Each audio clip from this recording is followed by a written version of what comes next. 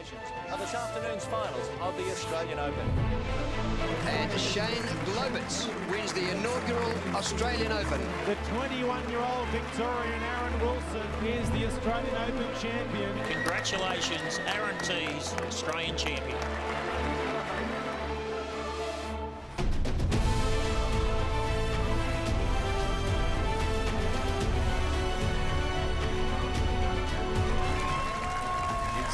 Kelsey Cottrell, 9-time Australian Open champions. But Kelsey Cottrell is going to write her name into the history books and become a 10-time Australian Open champion. Aaron, he can take a bow! A front toucher, if you don't mind. 3 Australian Open singles titles in a row. And the crowd on their feet here at Broadbeach. It's the final day of the 2025 Australian Open here on the beautiful Gold Coast. 10 straight years of the AO here in the Sunshine State. Isn't it beautiful? This is going to be a cracker. It's Liam Ellison and former Jackaroo Lindsay Clark with you in commentary today here at Broadbeach Bowls Club. It is the setting, the home of world bowls, really. What a pleasure it is to be here alongside you. Linz, welcome. Thank you, Liam. So excited to be here. Our second day of finals and the last day of a 2-week monster action-packed week of bowls. Yeah, 14 straight days. Over 4,000 competitors have converged on the Gold Coast for the AO. Let's have a look firstly at yesterday's action, starting off with the men's pairs and Corey Wedlock and Gary Kelly. Got it done. Yeah, look, they were phenomenal yesterday. You know, all credit to the Nelson brothers. They really tried to give it to them as much as possible. But Corey Wedlock, he's arguably one of the best players and best weight players in the game. He just had fantastic touch. Kane Nelson, he played some big shots for his young age. He loves the limelight, loves playing skip. He really kept him in it right till the very end, but yeah, the Blues team, they were just too good. They sure did, and just kept the pressure on throughout the entire contest, didn't they? Gary Kelly, when there were big shots to be played, he stood up time and time again. Oh, yeah, he did. And look, you could see the emotion on their faces, and talking to them afterwards, it really meant so much to them. They're the best of mates, and they play a lot of bowls together down in Warilla as well. And then yesterday, it was Olivia Cartwright and Dawn Heyman in the women's singles, and in the end, a crowning moment, really, for Dawn Heyman. Yeah, look, it was for Dawny. She's been in great form the last sort of 2 years, and she was probably overdue a women's singles title. But yeah, she played fantastic, and Liv really gave it to her as well. You know, she tried everything. She's been playing really well. Was a little bit of pumped up there in the middle, but Dawny just had an answer for everything in that match. Yeah, Liv found her feet, I thought, in the back half of that final, but that was the 4 count, wasn't it? Yeah, it was huge, and Dawny knew it, and yeah, just so happy and emotional as well. It means a lot to them to win these titles. She turned 2022 silver into 2025 gold. Congratulations to Dawn Heyman. Here's our schedule for today's broadcast, starting off with the women's pairs final, and it's Emma and Kaka from Malaysia taking on Selena and Chloe in the final. Yeah, it's got a real international flavour, Liam. So Selena from New Zealand, the 2 girls from Malaysia, and the Aussie Chloe Stewart. It's going to be a fantastic and really interesting final just to see what happens, see how they all play.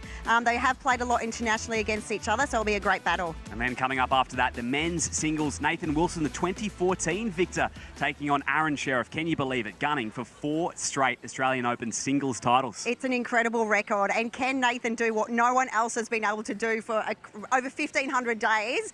You know, the crowd would love to see it, but it definitely is Aaron Sheriff's rink. Oh, this time last year in the 2024 decider of the women's pairs, it was Ellen Fyfe and Christina Christic who got it done, Lynn. This was a cracking final. Yeah, look, it was very special for the girls. They're best of mates. They've won Commonwealth Games gold together. Ellen had carried little Archie in her belly, about 6 months pregnant, I think, taking on young Jessica Towell and Taylor Bruce from New Zealand. And it was a really, really tough fought-out final for the girls in the Peach. You know, they've worked hard. I think Chrissy Christic, she's had 7 runners-up titles in the Australian Open, so finally crack one and get the gold medal was really special for them. That's got to feel good to get the monkey off the back, if you like. Yeah, look, best of mates. They were so happy. Lots of embrace, lots of emotions, and yeah, to win an Australian Open title, it's quite a feat. We will find out who is going to take out the 2025 decider very shortly. Here's the conditions for this afternoon. 22 degrees once again. It's been pretty consistent throughout the week. Green speed about 15 to 16, perfect for draws, and there's going to be plenty of quality bowls played. Just a little bit of wind around, but it might clear up throughout the day as well here on the Gold Coast. We've got Lindsay Clark getting set to chat to some of the bowlers in just a moment here for the women's pairs final. It's set to be a cracking day of play to culminate in what has been a fantastic fortnight. It is the richest bowls event in the world, and we will find out who takes out the women's pairs in just a couple of hours. Lindsay Clark will have a chat with Selena as well as Kaka. And there's a great crowd here in attendance as well. People lining up really an hour before securing their seats. It's been great attendance throughout the last fortnight. 15 clubs around the Gold Coast have been put together to help bring the AO to life, and culminating here at Broadbeach once again. It's hosted some of the biggest events in World Bowls, Com Games, World Champs, and once again the Australian Open. It really has, well, a great cause to say it could be the home of World Bowls. We'll get Barry Lester in commentary as well very shortly, and we'll go through along with Lindsay Clark, who'll join us. Fantastic to have the thoughts of Gary Willis, yesterday Nationals coach, as well as the great Karen Murphy with us up there in the booth as the roll-ups are underway.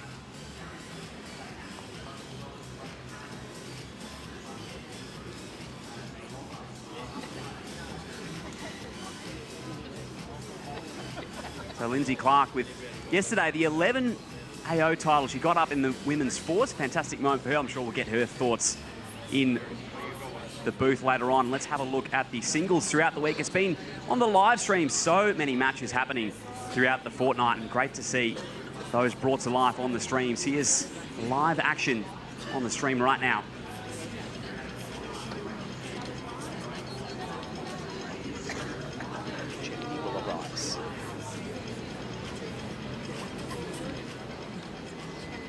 Plenty of room for the young South Australian in her last year as a junior. Can she cap it off with an Australian Open title? It's coming. Let's head on over to Lindsay Clark, who is here with our competitors today in the women's pairs. Here with the very excited two finalists. First off to our Malaysian team, Kaka. How are you feeling leading into this one? Very well. I feel very good. Yeah.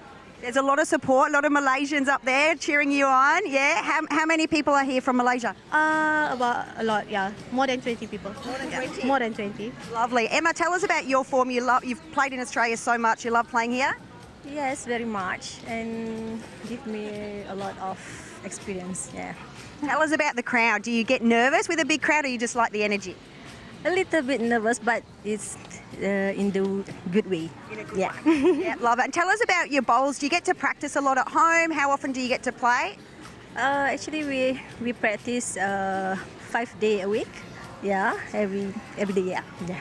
Oh, wonderful. So you love bowls? Yeah, we love balls, of course. Yeah. Love it. Well, all the best for the final. Good luck. Go enjoy this one. Right. Yeah, enjoy. Awesome. Over to our blue team, Selena. Must be excited. Australian Open final, pretty big. Yeah, no, excited to be here. I think, Chloe and I are just saying we're really excited to have another game together.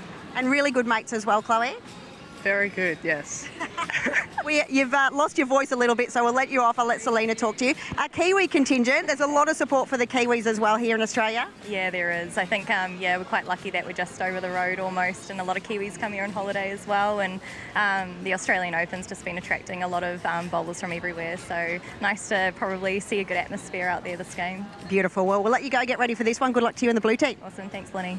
Back to you, Liam, for this one. It should be a great final.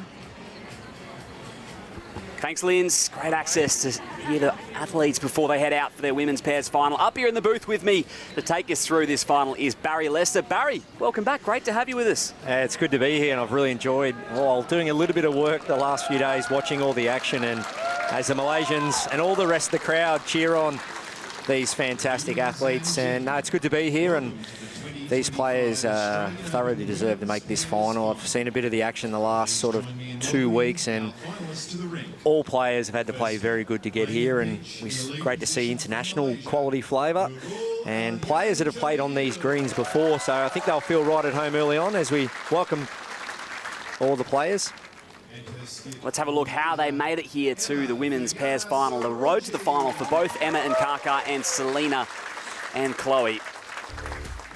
And it was a dominant performance, especially for Emma and Kaka in that semi-final, 21-8, defeating Leanne and Kelly in the semi-final, Barry. Yeah, some really big matches there. It's one of those ones with this event at the moment. You've got to win on multiple surfaces across many days. So hats off to these players. They get some lay days as well, but to be able to come up against such quality players like that and keep progressing, as we see some names earlier in the field there that might feature in the commentary box. But we're not talking about that one, Baz. We're not talking about that one-shot loss. But no, definitely, Liam, they've had to play on carpet, grass. They've had to play across so many days, so to get this far is a huge accomplishment. And just in front of us as well, there's a great travelling contingent to support Emma and Kaka. It's fantastic, the international support. Yeah, look, the Malaysians always come out in force. It's so great to see. Playing bowls 5 days a week, how good would that be? And how good could you get at it? I think, they're really consistent, and their work ethic is really good, and they'll be just so excited to be in this final today.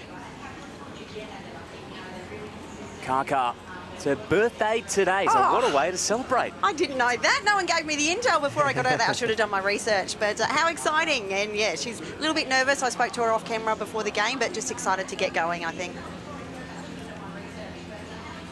Absolutely, and well, for Emma, it's not the first time that she has seen this green as well, Barry. Back in 2018, there was a Com Games pairs gold, won on this very turf.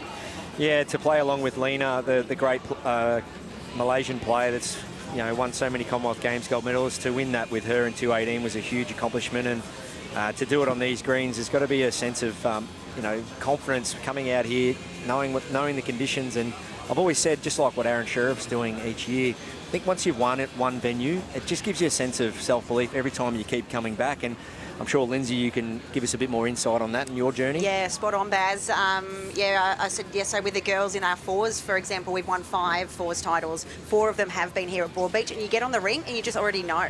So, the other teams are maybe scratching around, what's the best side? What does this line do? And yeah, the pace of the green might change a second or two, but, that side's traditionally wider, or there's a little higher arc there, or play firmer weight. So you just have an understanding, which brings you confidence, and another layer of confidence. Already you're both equal, I guess, making it to the final, but if you've got that extra thing in your pocket, then it's really going to help. Chloe Stewart, one of the world's very best. Had such success in the BPL, especially with the Ospreys, with Corey Wedlock, who we saw yesterday in the men's pairs final, and even saw her with a bit of coaching duties yesterday afternoon. Yes, Chloe was rinkside coach with Liv, and I did have a little joke that was she just there to sort of pick out the rink and what hand's going well early. But no, her and Liv are really great mates, and they've had great success in the Australian Open before. So I did see Liv in the crowd. She's returning the favour, not as coach, but just as supporter for Chloe and Selena. So great to see. And Chloe recently retired from the Australian duties back in February, and she's probably in career best form at the moment. So I'm sure she'll do really well and be up for this game today, even though she couldn't talk to me much about it.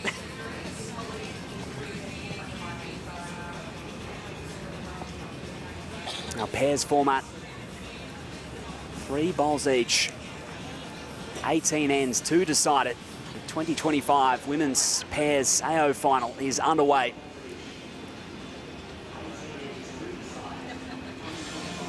Chloe Stewart and Kaka, the leading for both their respective duos. The thing about Chloe Stewart too, Lindsay, just touching on retiring, she's the current Australian Championship in singles winner. She's going to play in the World Championship in singles down at Barham in September. Stay tuned for some big results there. And it's like you say, Chloe's in the peak of her powers, and she's stepped away and taking on the general manager role of SPARM. So, at 29 years of age, general manager of a major company, it just goes to show she's got the career in place as well as her bowls. Yeah, look, and we talk about it heaps in the Australian system, but if you've got all the off-green stuff right, going well, your career, relationships, jobs, family, all that, then you're going to be in a really great space when you head out on the green and just enjoying what you're doing out there. And I think, when you do step back from the Australian system, Chloe still plays for us with the Ospreys and our Mighty Maroon state team, so she's still got that, the drive and the desire to compete, but you don't have to maybe put in quite as much work as you need to when you're representing your country, and everyone relies on you.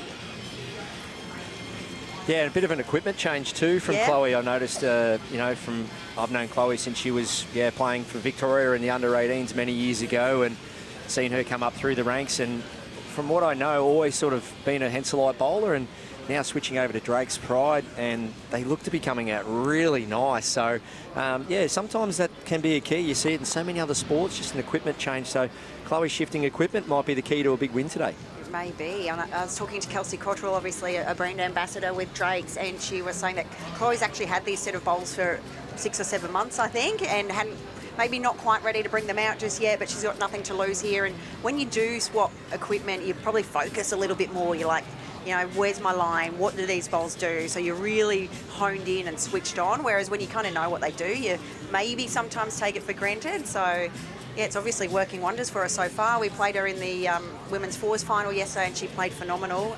Really kept her side in the mix with us there, and I'm sure she'll be ready for big things again today. But a home club as well for both of these girls. Chloe and Selena have both been Broadbeach members along their journeys at times, so probably very, very familiar for them. No doubt. So Selena Goddard to lead us out to start.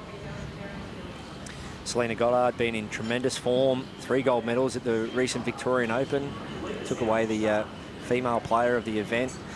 Highly ranked now in the Australian ranking system. Backhand, green speed, just over 15 seconds. Side toucher to begin. Thanks very much. Don't mind if I do.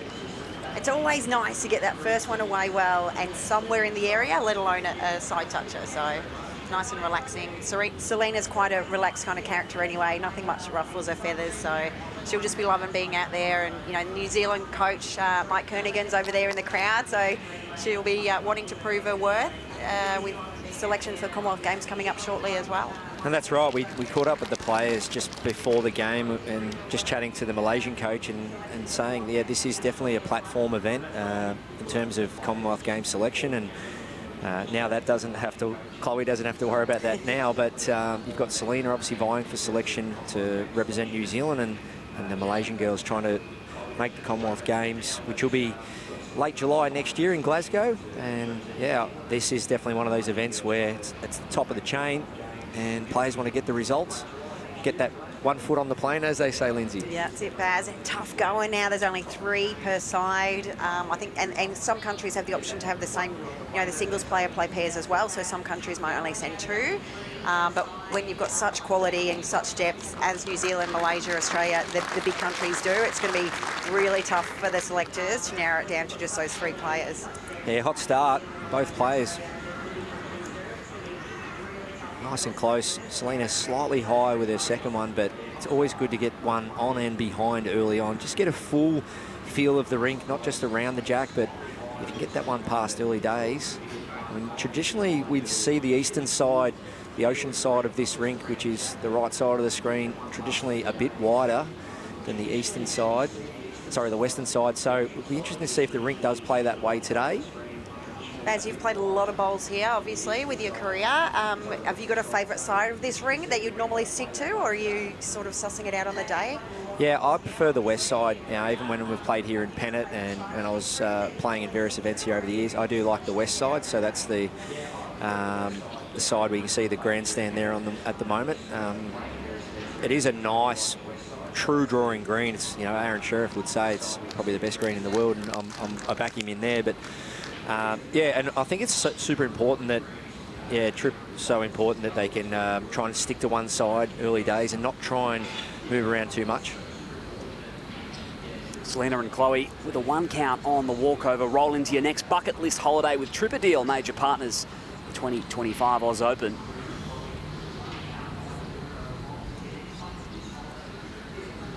So Chloe Stewart on the mat. It's always good first-hander crossover holding, especially at this level. You'd like just to play a nice little draw shot or maybe add to the count. So as you see, Chloe, tall girl, but gets down super low, resides locally here in Broadbeach, practices a lot on these greens.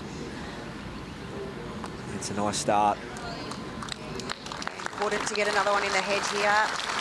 Really good opener from Chloe. Kaka didn't have a shot, but she's got 3 in that zone, so that'll give her a little bit of confidence as well. We'll get to see what Emma is like as a skip, I guess, first up. Is she more a conservative draw bowler, or she likes a bit of aggression? Yeah, definitely been able to do it a lot over the years, especially winning World Championship in singles back in 2015. Not far away here. Wowee, what a starter from Emma.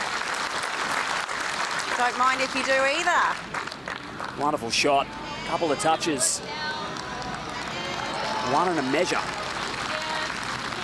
Yeah, had a really nice arc, nice weight there to sit a bowl, get a little bit of the jack, finish just past if she missed. She's tucked it really nicely behind her leads bowl. So from Chloe going from a nice little easy backhand draw to add to all of a sudden maybe a couple down within 2 bowls. So Chloe here, I think the key to this shot is just try and make sure she hangs around if she halves something or connects. And if she does miss, just try and get past. Trying hard here. Can she disturb it? She can. This is a hot start. It is a quality start for end 1. The green is running just beautifully. You can play lovely draw shots or just overweight. It's a dream speed, 15.5 seconds. Only a slight little southerly breeze. Let's have a look at Emma's delivery here. Nice strong bend in the arm. Very robotic. Watch how smooth she gets them away. Nice relaxed. Look at that. Textbook. It's a bit like you, Baz, they reckon. Textbook delivery. Great home. Just trying to get another one past. Yeah, I think you find that with a lot of the Malaysians, they work really hard on making sure their techniques are sound, stable, consistent, smooth, all the right things. I think that was instilled in them back 2 decades. Robbie Dobbins was a big part of that culture building piece over in Malaysia, and really focus hard on getting the technique right. You can teach all the skills and the shots later, but you know, you really get that foundational part right in your game. Goes a long way to your success long term. Yeah, of course, 1998 was the home of the Kuala Lumpur was the home of the Commonwealth Games, and since then bowls has really skyrocketed and the program's very strong. A lot of training, a lot of support. So as we know, Lindsay, over the years, every time you come up against Malaysia, you know you're in for a really tough fight, and you'll see a bit of rink dominance from the players as well. You see them up and down the green as well, so that's part of the game they've developed. But will Chloe play some form of weight here? There she is, backhand looking to arrive. Emma Nkaka with a backers bowl. Watching it. It's a great shot. Jack moving around 3 times already this end. She was a bit unlucky there, I think, Chloe. She got the bowl out for 3, but she just got it onto a piece of the jack. Is it added a 2 count as well, possibly? We'll find out in a moment. So if Jack stays, it's perfect, but Jack just feathers back. Lorraine holding up 2 orange paddles, or not orange, sorry, with peach, salmon.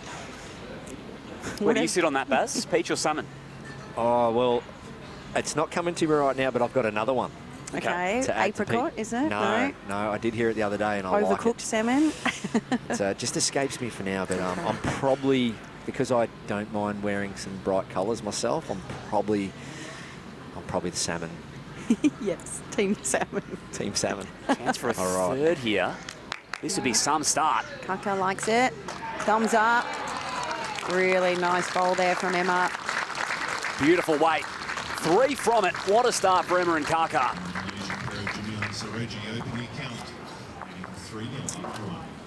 That was definitely an action-packed first end.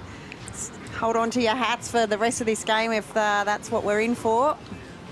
Absolutely. Jack moving around, multiple counts. All 4 players look really right at home with this game so far. Beautiful overcast conditions. Which is never a bad thing usually, just sort of try and keep that wind away a bit, but it'll be interesting to see if the sun does come out throughout the day today and just dry the green up a touch with these heavy dews we've been having. But it's a phenomenal surface, Lindsay, when you're thinking middle of winter, you know, early 20 degrees and the green's running 15.5, 16 seconds. You couldn't script a better scenario than this. If you're a bowls player or a lover or watcher, you want to be watching great bowls, and the surface has such a big impact on that. So when you're allowed to be able to play shots like we've just seen and consistent draw bowls, it's really exciting for everyone. And there is no better place to be in wintertime than on the Gold Coast right here, 2 weeks of the Australian Open. Like the atmosphere, like it's not just at the bowls clubs, but down the street at cafes, at Pacific Fair, and you're running into bowlers from all over the place. So it's such a great environment, and just lovely to be part of it. So these players now heading back in the north direction. Selena Goddard on the forehand, nice arc. It's a handy starter. First bowl this direction. Only about 22 inches, 24 inches short. So important to get that line early days. Both teams just having the two ends to roll up. But as you say, Lindsay, this surface is so good, you really should find your line quite early. Yeah, interestingly, Kaka's on the clubhouse side of the ring, playing backhand around the clock. So nice little correction on her first one, a couple of feet behind the jack.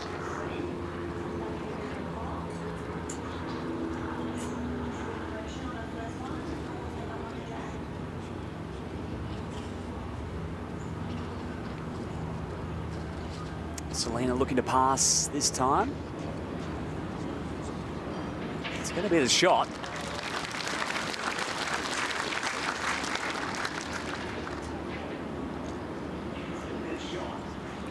Great to see another full house in at Broadbeach. I was here getting hair and makeup done early, bright hours of this morning, and people were already in the stands about 8:45. Gee. 8:45 this morning, reserving their seats, getting ready for the 11:30 start. So big bowls fans out there. Kaka just crashing on Selena's front one. So not quite finding it this end. Second attempt at it though. The three lines weren't too bad, just couldn't find the one in the middle. Yeah, great to have the Today Show down here this morning. Just another way to promote the great game and event. It's fantastic coverage, wasn't it? Speaking of bright and early, was it 5:45? Yeah. Yes. Full of energy nonetheless. Great leading from Selena there. That's 3 for Selena and Chloe. Fantastic leading, as you mentioned, Linz. And Aero's Actuality logo. Personalise your set of Aero bowls with any logo you wish. Aero's patent and process prints onto your bowl permanently in full, vibrant colour. So coral's the word I was looking for. Coral, yeah. Okay, Baz, I like that. Yes, I was chatting to someone the other day and they were running with the word coral and I like it. Okay. So there you go, another You one. are the king of fashion, so we will go with your advice. I love watching this girl play. Emma, she's been representing Malaysia for a long time. Look at that delivery. A nice follow through. Out on a nice line. Will it get back in time now? Just pulling up. Grab a lot of confidence out of that though. Nail that line again. Just feel the weight.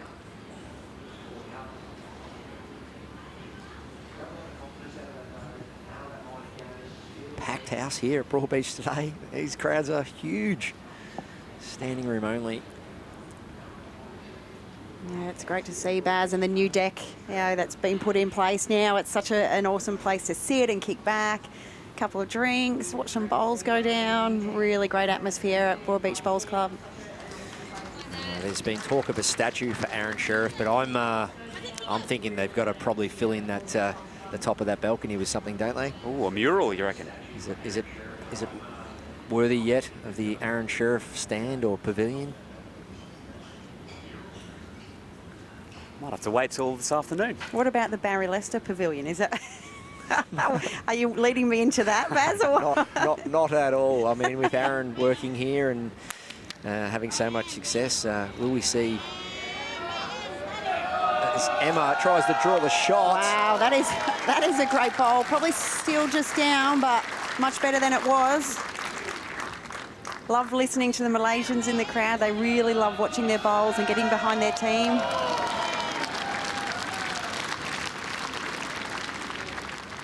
Beautiful action shot there of that bowl coming in. Yeah, 3 down to 1 down.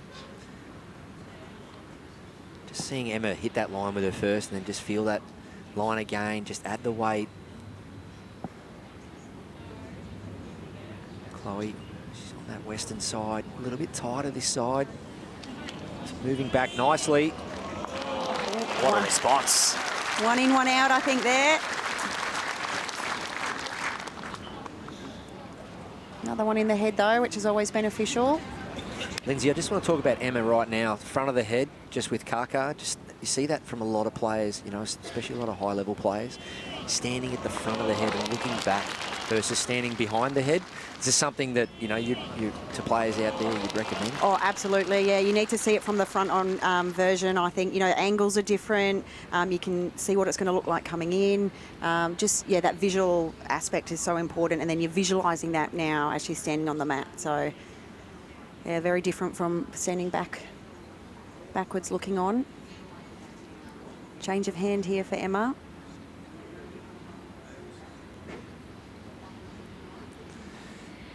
So the 2018 Commonwealth Games gold medalist, leading that time. Here, what, 6-7 years ago. Can she make this a happier hunting ground? Cacto's liking it. Is it going to get down? Oh, it's a really good effort for a first go down that side. Just second shot. Kaka, she's definitely a happy, joyful kind of character out there on the rink, and how nice to have a teammate like that out there. Really inspires confidence and positivity, and I think, you know, watching a lot of them play this last week, she's like that whether, you know, the bowls are sort of in the area or not. She's always very supportive of Emma and keeps reassuring her she's on a great track, or she played good weight. Very supportive. Yeah, tricky one here for Chloe. As much as you want a multiple, it is a little bit, the angles aren't great if you're slightly heavy.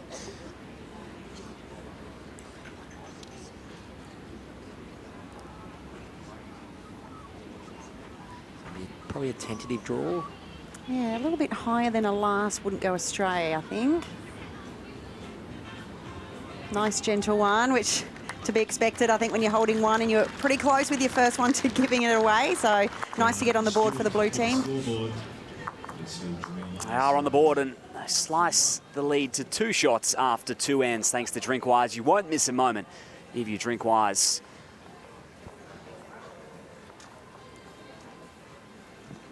Great angle of the club from above.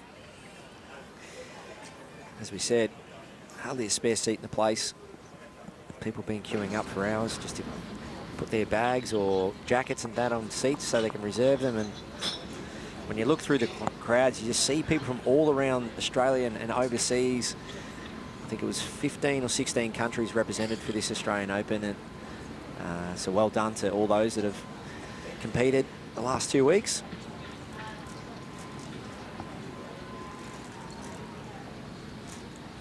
Had a special delivery here in the commentary box, Linz. What do we got?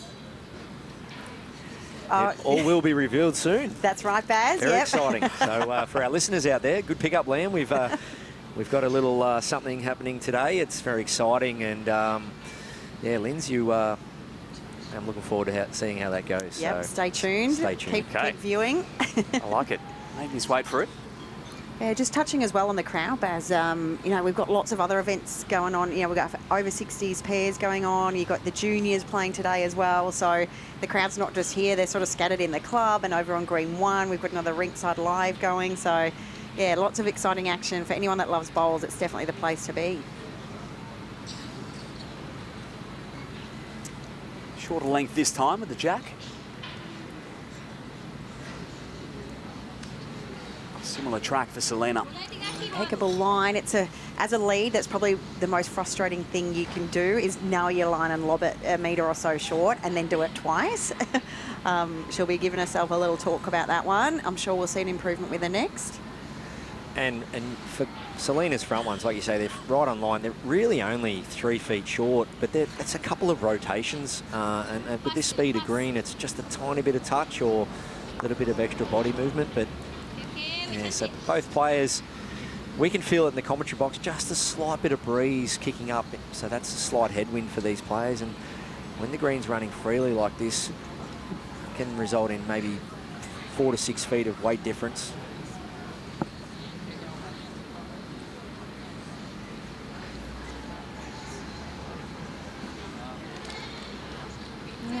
Another one nailed the line again and just passed, which is handy. Talked about earlier, Baz, in 3-bowl pairs, but having one of your bowls pass a jack on the crossover, really important. Allows Chloe a little bit of freedom if she needs it to play a shot later on in the end. And Naru or Kaka on the backhand, just looking for a bit more grass. Weight was pretty handy with her last. Definitely higher. Needs a clear run to it now if she's there. It's trying. Well, so one pass for both duos. And Selena holding one, thanks to Audica.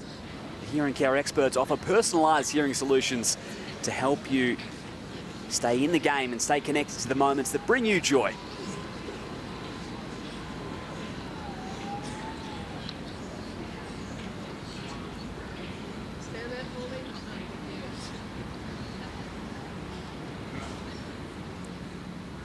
Chloe Stewart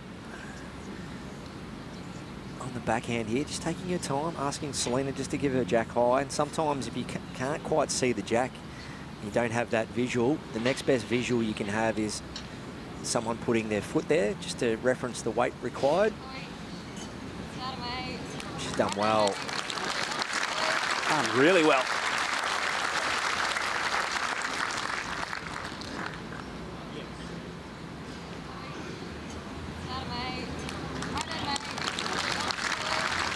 I think Emma will just be looking for a close bowl here. Second shot would be a great start. Yeah, she played a great draw shot with her last on the forehand in this direction on the first end. Have to repeat the dose here. Something within about 2 feet with her first would be ideal.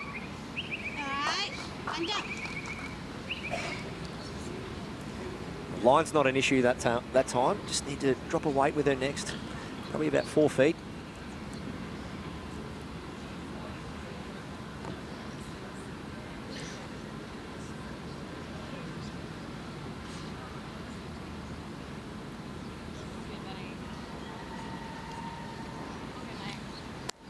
Providing some options. Yeah, a little bit higher. It's not a bad place. You know, the jack could potentially get out there a little bit if Emma's down onto it. So she has split up the two Malaysians on the left side of the rink.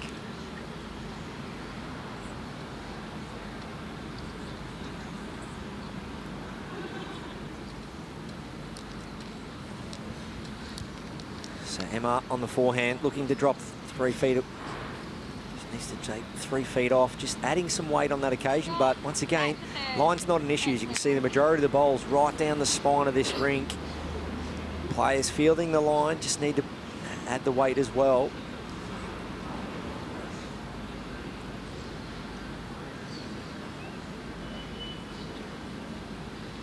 Good body language from Chloe Stewart. She's stalking this one. Great shots, Chloe. Has provided a little ledge to sit on there for Emma, but pretty good. Yeah, backing up Selena Goddard really well there. One on the front, one on the back.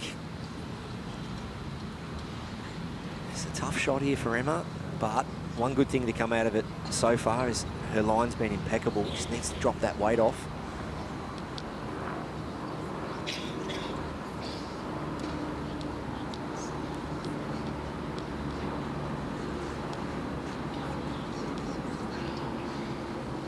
Down 3. Little handy crash pad to work with. Generally know out of the hand with the body language of players this level. Needs to clear the front. What a shot, Emma Soroji. From 3 down to 2 up is the call. Marvellous bowling from Emma.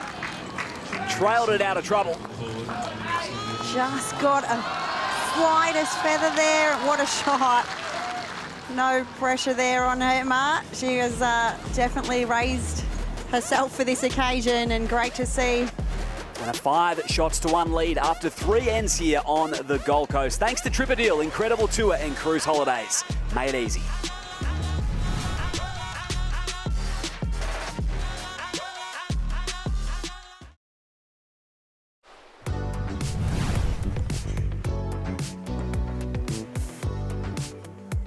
Welcome back to the 2025 Australian Open here on the Gold Coast. And we have earlier on the under-18 girls singles, Anda defeating Talia 21-10 just moments ago here on the opposite green at Broadbeach. Fantastic scenes. Congratulations to Anda.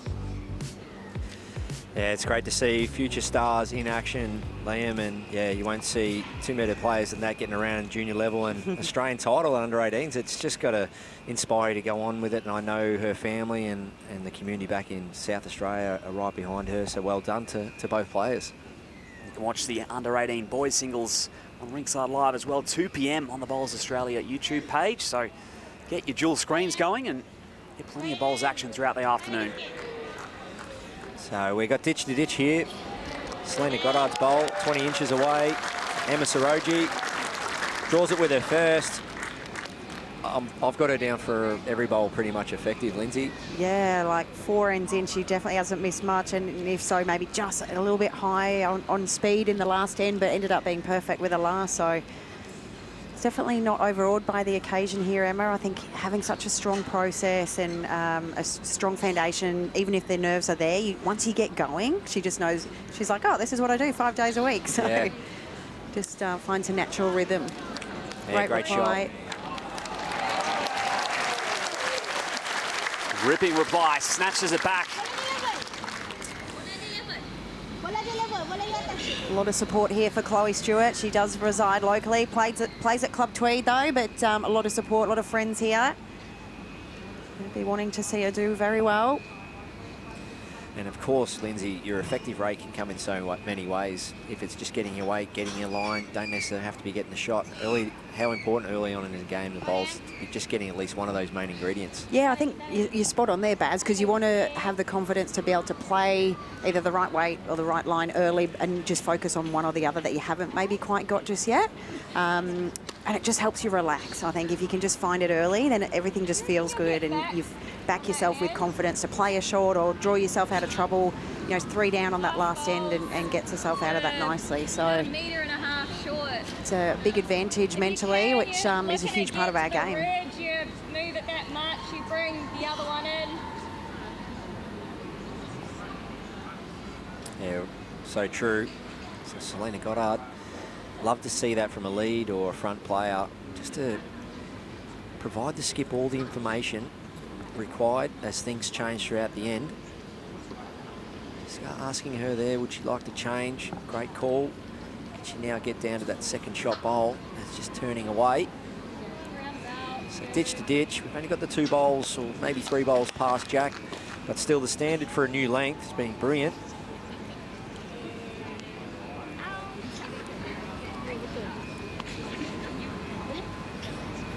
Once again, Emma Soroji up the front of the head there, just visualising the shot from the top of the head. And that shot's now in the memory bank. It's a matter of just starting to play it in your mind before you get onto that mat. Never get on the mat in 2 minds or play anything with any doubt.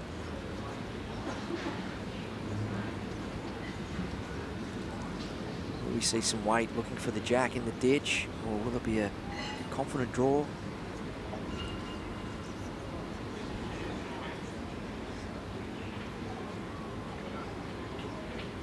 Taking her time, very methodical.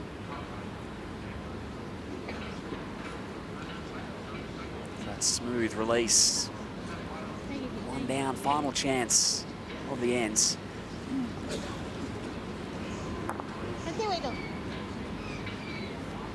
Just stretching on that one a touch. Only the 1 down.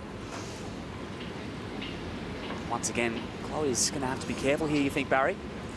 Yeah, it's a tough one. I mean, it'd be nice to replicate what she did with her first delivery, but there's just that little element of doubt that creeps in with jack movement. If she does happen to be a little bit heavy. As I always say, early if you can into a game, just try and get into a rhythm on one hand. It'd be good for Chloe to either back it up with another one on the back end here or go back to what she did with her first. We do have the backers bowl parked up right on the edge of the ditch to work with. So it's going to be forehand, backhand, forehand. But this new length, it was interesting to see Kaka roll that long jack, ditch to ditch. think it was a clear tactic.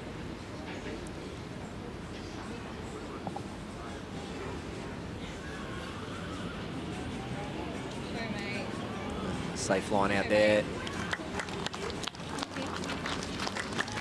One from it. Second ends. The Chloe and Selena have prevailed 5 shots to 2. Favouring Emma and Kaka.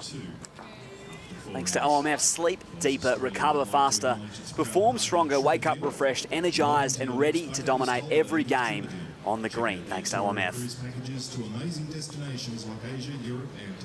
Yep, so Selena and Chloe going back to the shorter length. They played 2 ends ago. They didn't do too much wrong on that length, except Emma played a really good shot. So interesting to see how this one pans out.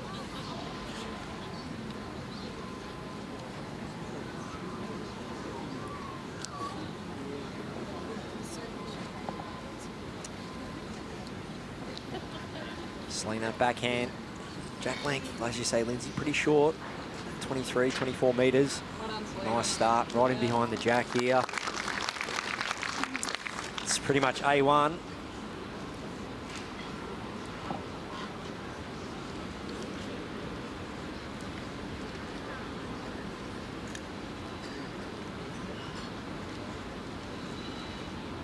Nice follow through there, nice delivery.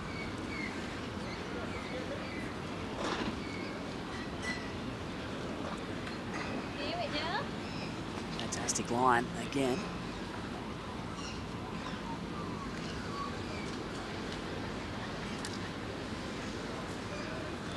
Selena Goddard trying to repeat the dose.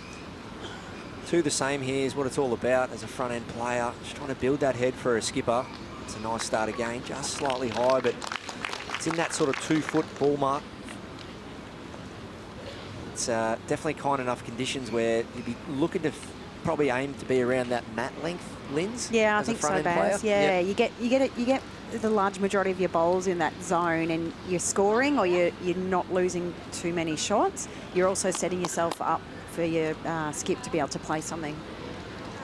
Bit of weight behind this. She's going to run into the jack. It's fortunate, but give it a little chance.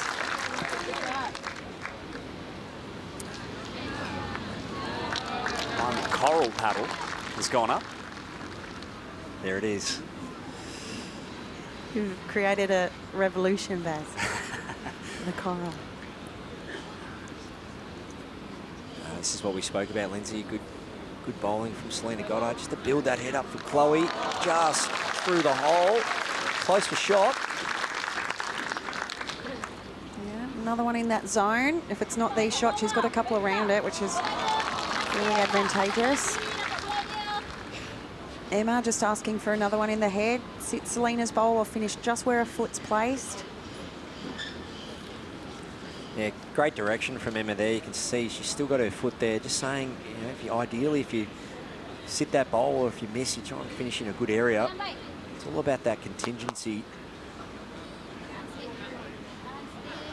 She's played it pretty well in the mix here. That's what Emma was after as a plan B. Just another one in behind the head. Nothing better as a skip when you're getting on the mat. You've got those options past the jack.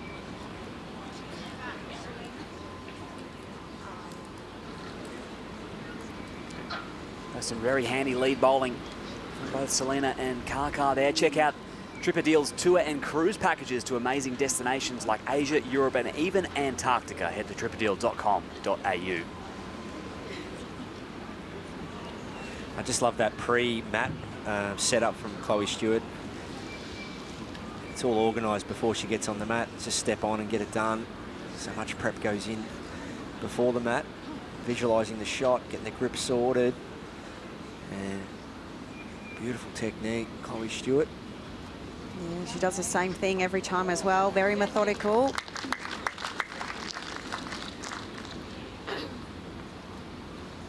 Nice little home back there.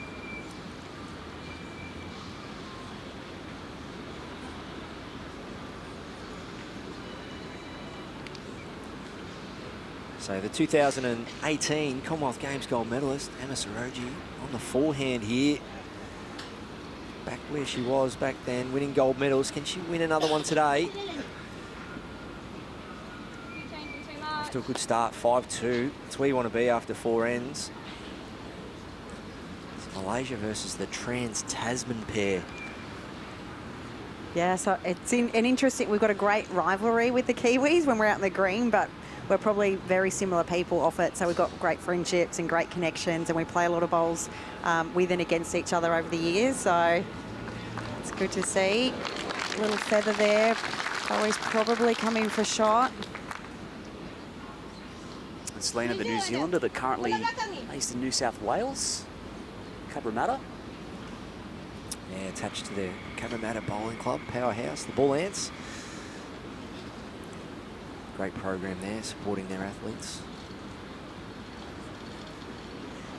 Emma really needs another one in the head here. 1 Malaysian bowl versus 4 of the blue teams. Kaka likes it, needs to run. It's going to be shy of weight. Just needs to fall over that bowl of Kaka's. Just needs to lay on its belly there for 1. Selena likes 1. She wants Chloe to come have a look because there's a chance here she could make, she can sit that bowl of Malaysia out. She could make 5 shots. There is risk. She happens to get any movement onto the jack anywhere further past her own bowls. There's 3 behind, which are not the blue team. So I'll have a talk about this. Is it worth the risk early? Are you playing this shot, Baz, or what's your thought here, mate? First of all, what I really like from Selena Goddard is just a bit of control of the rink with using her experience. She hasn't looked at it and sort of had any doubt. She said, Chloe, come on down. So there's comfortability out in the rink too. Sometimes you're a bit nervy, you're reluctant to call your skip down.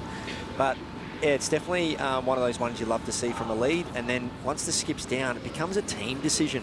As much as Chloe's got to play the shot, as a pair, you are a team. You're united, not just with your bowls, but with your shot selection. So they'll both agree and sign off on whatever they choose to do here. But I mean, it only needs to move 18 inches to make the 4 or 5.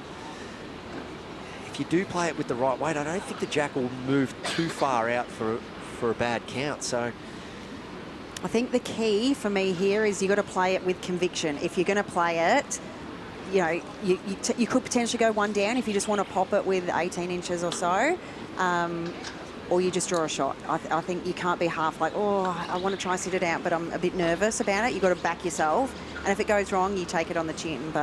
And must stay on the green, Chloe Stewart here. She's 3 down on the respot, so she understands that, okay, if she does change this head up and maybe create an attacking play for the Malaysians, she's got to win the tee. She's got to win the back stuff here because that jack gets out of there and Malaysia will pick up 3 or 4. So you're spot on, Linz. Weight critical shot here from Chloe Stewart.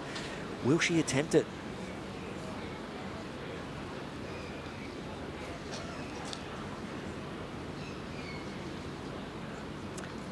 I don't think so. Just looks to be a draw shot.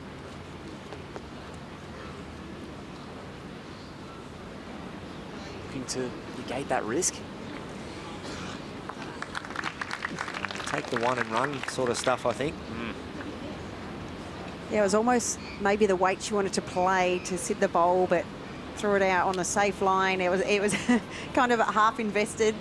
Is she going there because the jack might? I'm not sure that Emma can play much weight at this herself. If she loses her own bowl, she's 4 down. So you'd imagine Emma looking just to draw up, sit Kaka's bowl down, or get the shot herself.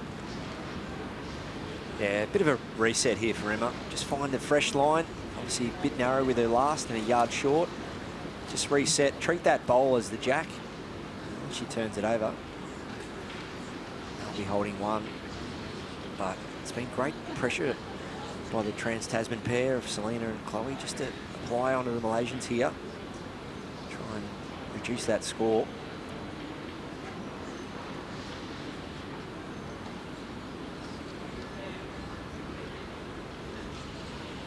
Definitely looks better weight-wise. Does she get the connection she needs? Oh, she's done it.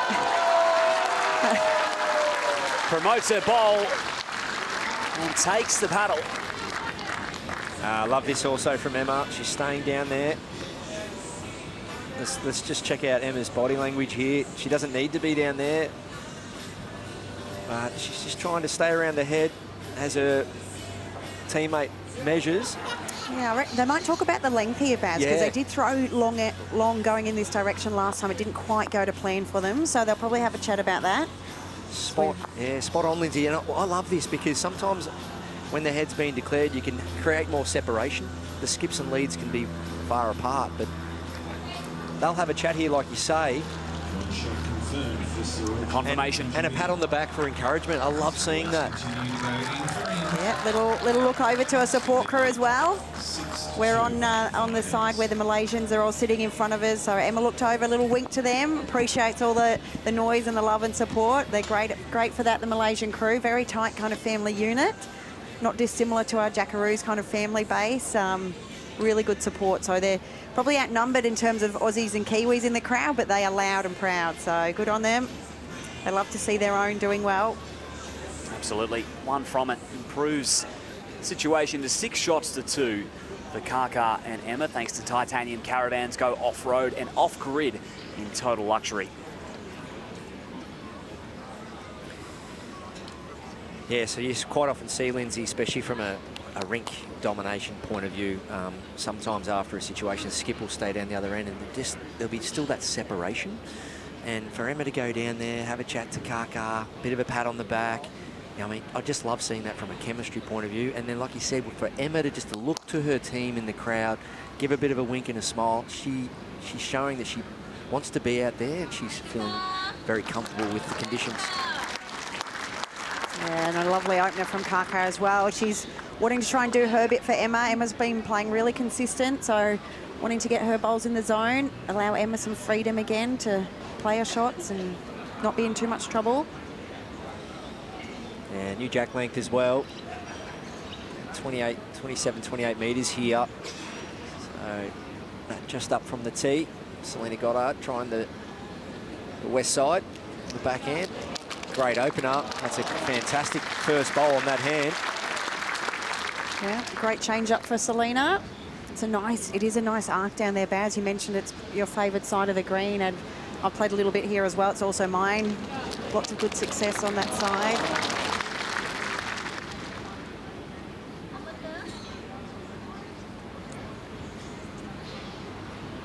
Double up here, it's Kaka. Gets in late. Here it comes now. Just a bit high though. Good weight.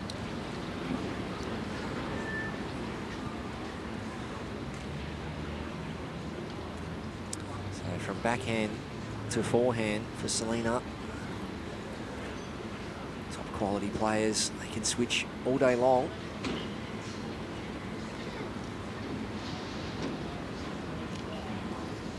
Pretty good, just under the line slightly.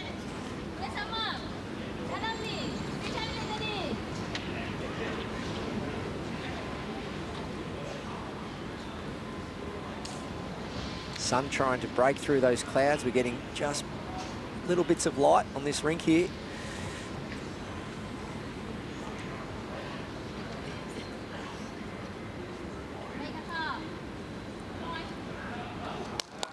Not a mile away. Have we got the run here from Kaka? Lovely shot. Well played. Great leading.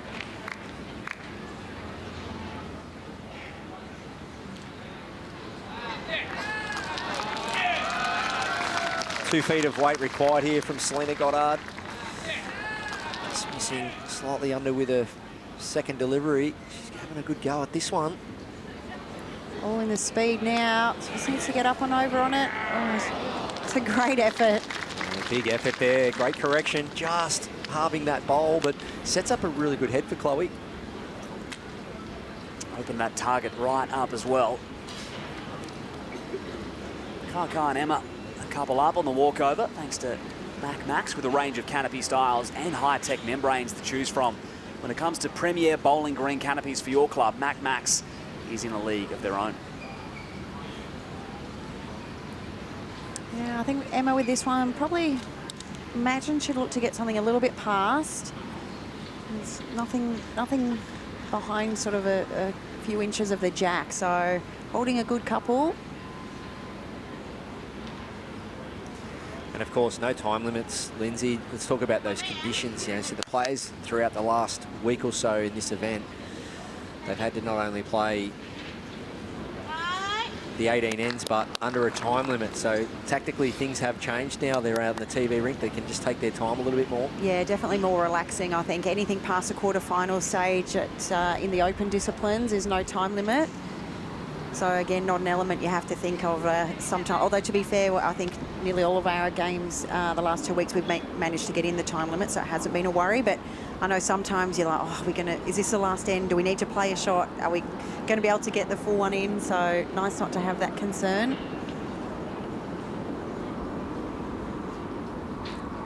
So Emma there, putting one right in behind the jack as the fighter jets fly past.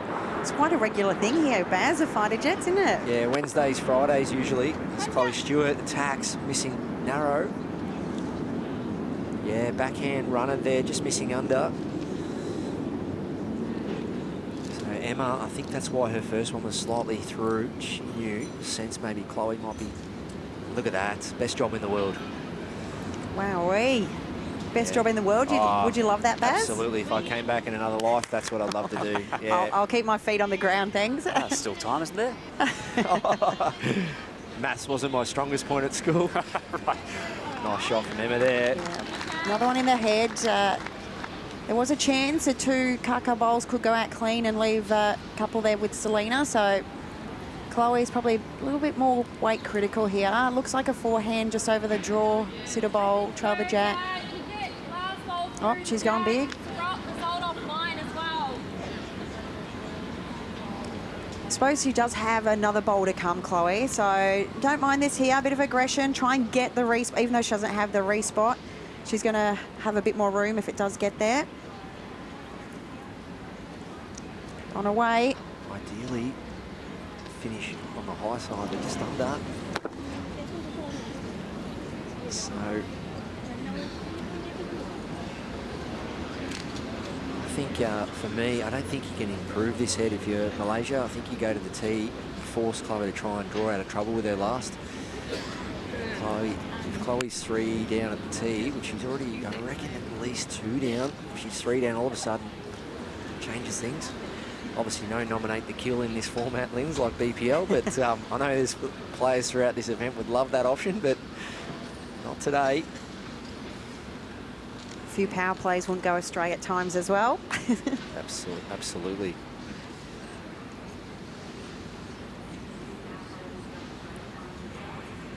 So what will we see from Emma Soroja here? Is it a case of getting another one in there? Doesn't want to build a target though, or just continue to win the tee. Yeah, I'm going back a bit for me, I think. Anything up past or a blocker, is it? I'm not... Potentially. Or maybe just a miscue.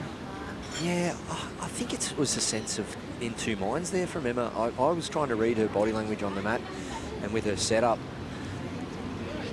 Just to see if we can sort of pick up on what... Yeah. If she shows disappointment, I think you might be a miscue, but... Bit of a grimace. Yeah, so they're good characters. They are. It's great for the game. I love to see it. Not too much emotion, but a bit of a stink face there, I think you could call it. Oh, there wouldn't be too many bowlers that have ever walked out on this green or any green that have put one down a little bit rough. And for Emma, I think it was just a case of two minds. Draw another one, maybe put one in the way, and this level, you've just got to sell the shot well and truly before you get on the mat. You'll see this with Chloe Stewart. What's she going to do here? Is it back to the draw, or is she going the aggressive route again? All the prep's done pre-mat. Shots in the mind now. Approach now.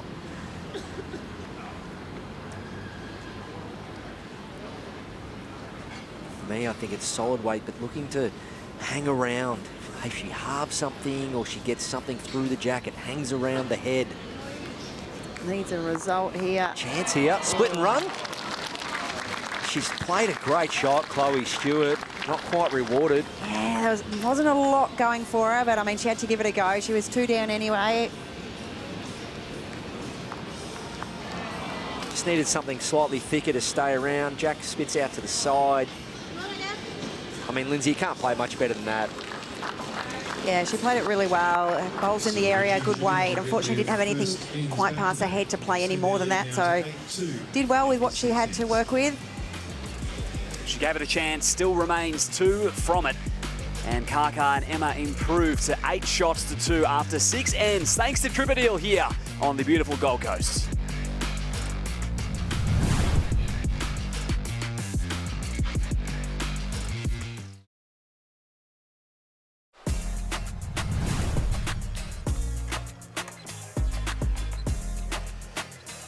.25 AO here at Broadbeach Bowls Club on the Gold Coast. Women's pairs final thanks to Tripadil. Roll into your next bucket list holiday with Tripadil and Selena Goddard, her final lead bowl of that end.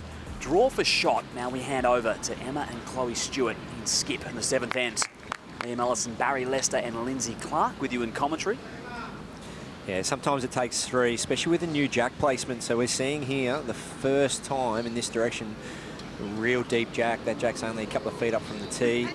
Emma gets a little slide. So sometimes it does take, when you just recalibrate a couple of bowls to find the length and the line, and Selena did a good job of that with her last. Got the jack length, 32 metres. Yeah, definitely the deepest in this direction. Just throwing both teams slightly off, but Chloe Stewart, if you're going to finish anywhere when the jack's not far from the tee, you want to have your bowl right near that, so that helps a lot.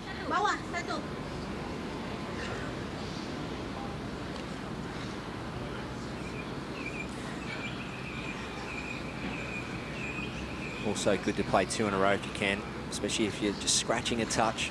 Try and settle into a rhythm, so Emma can do that here. Just try and play another forehand draw.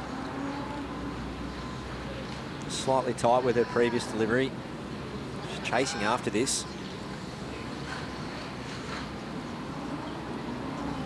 Just missing high. Not a bad home though. Couple of feet past the jack.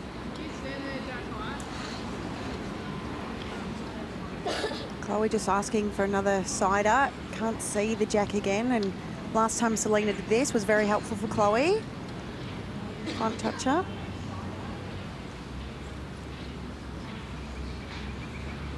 Yeah, it just helps her picture the shot, drawing to a high line, not necessarily having to nail the jack here. Just needs to get down to it. Just under. Great attempt. Close for shot.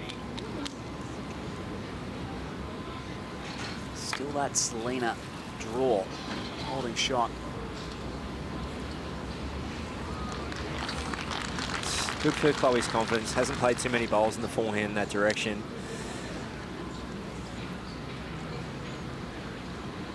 Emma needs to take about 4 feet off here from her previous delivery. Good line.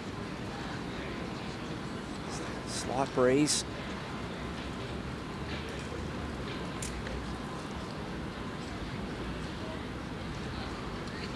So, a bit of a pressure act here for Emma. I know she's 8-2 up, but really try and hold momentum here. These are the big ones you want to play if you want to win the big titles. Stamp your authority as a skipper. Stamp your authority on the match, playing those pressure acts.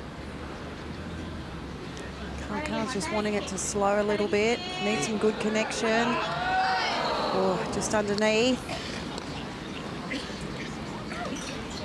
Not sure it was quite what she's after, but I think she would have taken that. Any movement on her front bowl was coming in for shot.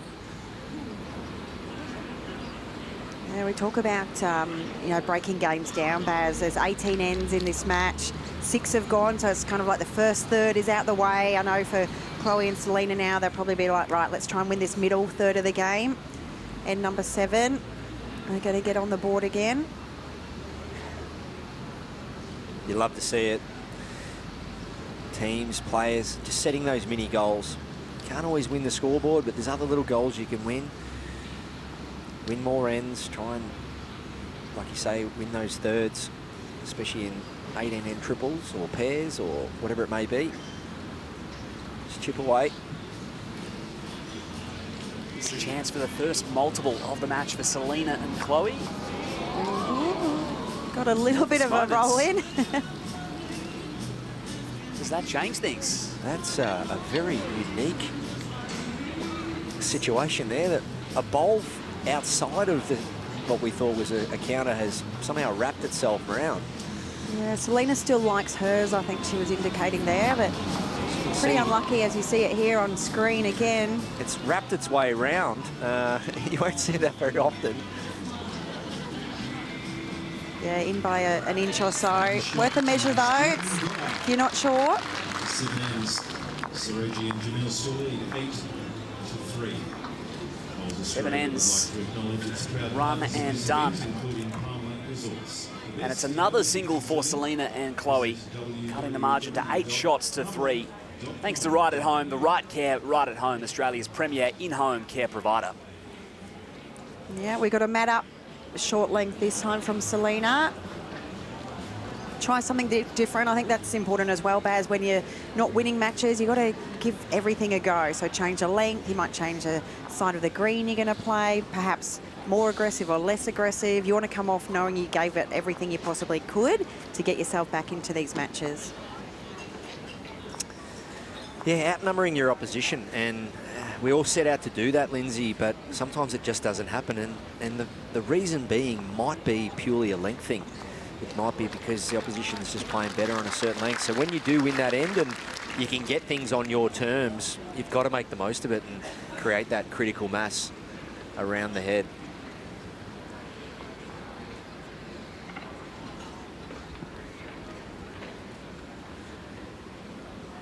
Stole that off a recent football match. Bit of critical mass, bowls in the head. Can you explain that to a layman like myself? What is critical mass? Oh, it's a mass of your bowls around the head. It's right. Just outnumbering your opposition. And, yeah, I mean, we know that. But it's just weird how sometimes you float through different games and you just hope that you will start to outnumber your opposition versus force it by trying a length or maybe even a different hand. And it's great to see here using her experience, Selena Goddard and obviously Chloe Stewart, they've said, let's try a new length. And, well, so far it's worked. Kaka, her first bowl would be 12 feet through. So when the adrenaline's up, you know, you've got the blood pumping and you're playing in a big final on national TV, maybe sometimes it's a good way just to play a short end and test the nerve out. Yep, Kaka still staying on the backhand side. Selena's got 2 out there. Slightly overplaying it again. She does have nice grass out there. Finished well. Just in behind the jack. The critical mass theory, Baz, is an interesting one, isn't it?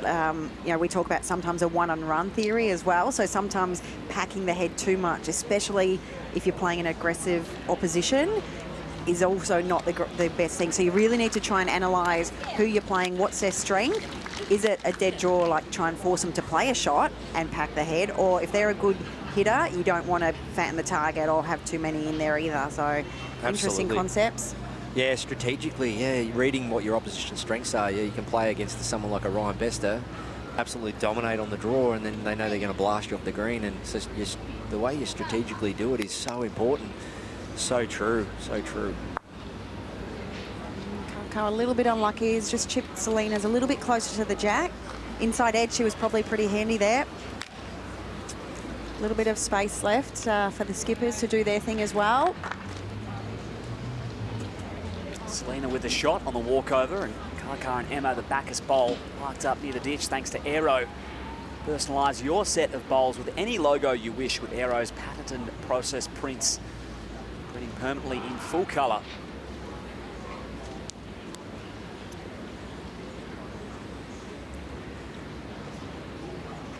Eight ends down.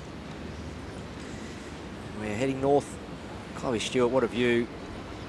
Forehand release. Just needs to get there now. Yeah, we saw yesterday, Baz, a few of the bowls, if you get a little bit high on this side, just hangs off a little bit. Really got to be critical with your weight control on this side for it to be able to arc back. You know, the other side's probably a little bit more forgiving, I feel, coming back to the line regardless of weight. So not the easiest side to play at times. just that higher draw line just requires that touch more weight, doesn't it? It's a weird situation here. Team Goddard and Stewart holding the shots, but all of a sudden there's a pack forming out the back for Malaysia. Three backers bowls. As you can see there, Emma's not afraid to reach. The previous end almost reached and turned that shot bowl up. So Chloe be looking to get past here. Played it well. Yep, nice bowl. Tucked it in as well. Can't really see the jack too much now. Well played, Chloe Stewart.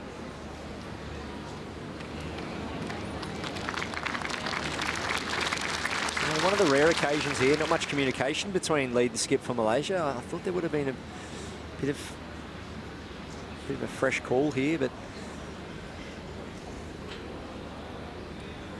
definitely looking to land that split here.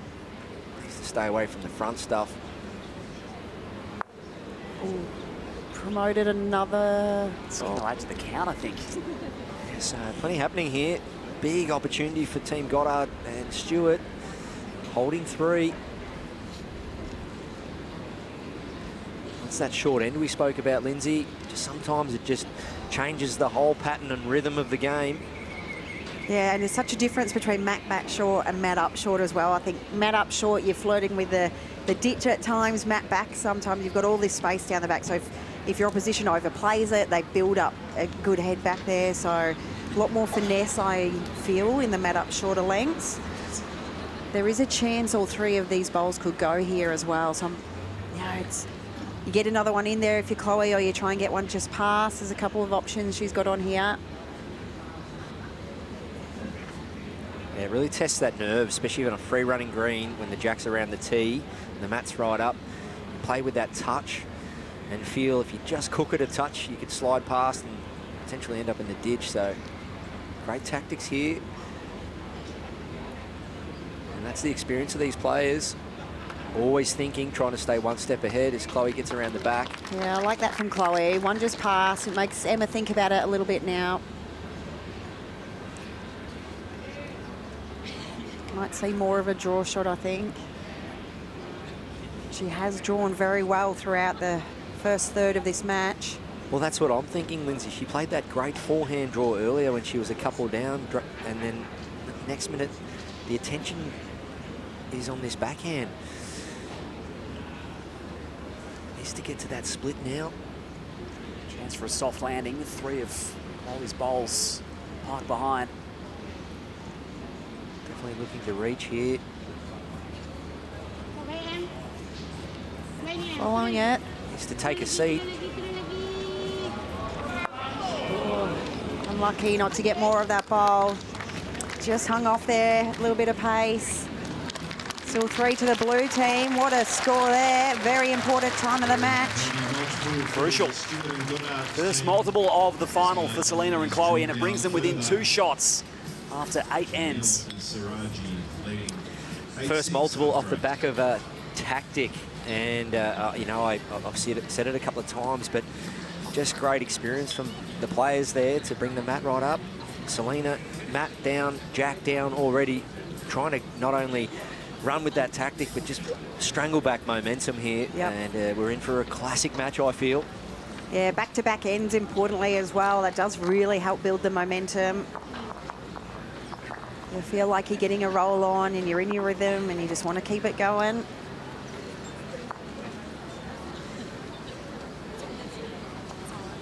It'll be interesting to see how the Malaysian team interact with one another, still try and keep up that enthusiasm and that support for one another.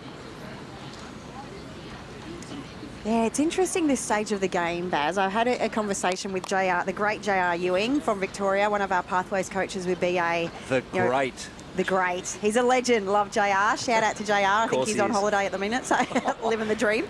But we talk about this, you know, when you're breaking games down, everyone talks about there's all this energy at the start of a match and you're up and you're about and you're wanting to get close and get off to a good start. And then at the end, the scoreboard, you know, it's close and you're wanting to finish well.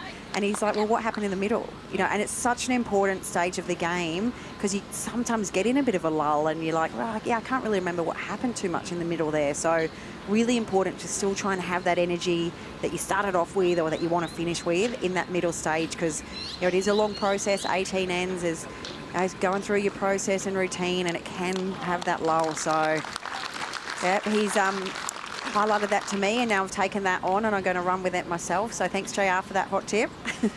And that can be around the scoreboard. So, for instance, this game's spot on. Keep the energy up.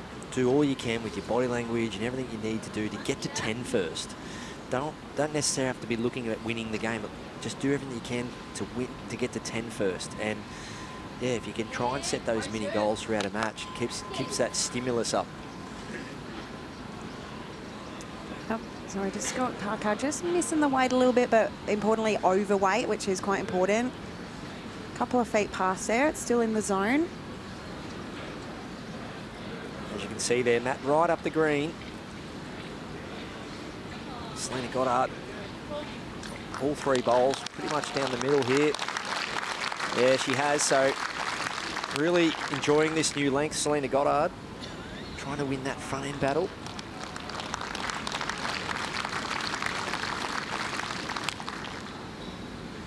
Yeah, Chloe, she's quite a serious character on the green, but just nice to see her have a little bit of a laugh there with Selena, just release a little bit of that energy. Needs contact here, Kaka. Turns that bowl over, but so new length, new jack position, mat up.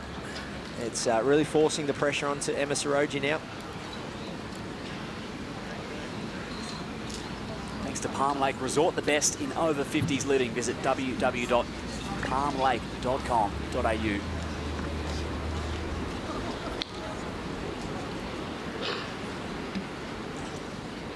Holly and Selena in a handy spot here, handing over to the skips, looking for potentially 3 straight ends. And you'll see Chloe get nice and low here in that short length. With that, a lot of body movement, a lot of static pressure on the body, nice and low. These players out here know to keep themselves fit. 2 weeks into a competition, you want to be feeling fresh when it comes finals. It's a big moment in the match here for Emma. She's drawn some really good shots throughout. We're at the halfway point. 2 up on the board, but 3 down on the head. Has lost the last 2 ends. It's a big moment. Needs contact here, arriving.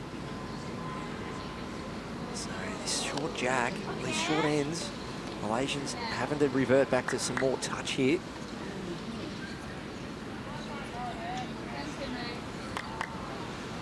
And this is what we spoke about before, Lindsay. Critical mass, bowls in the head, but Chloe's all about not building a target now. Yep, She wants another one in there, but just can't afford to build a target. Yeah, she swapped hands, playing on the forehand. This way, if she's a little bit over-paced, you know, Malaysia have got 3 bowls out there, the right-hand side of the rink as we look at it. So anything up and about past Selena. It's another one in the head, 4 to blue at the moment.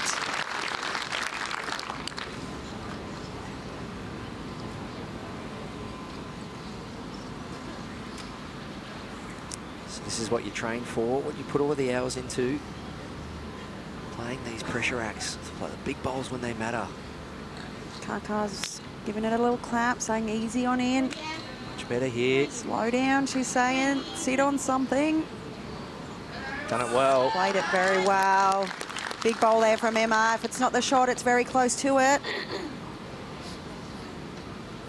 4 down to probably 1 down, I feel, but they're having a good look at it.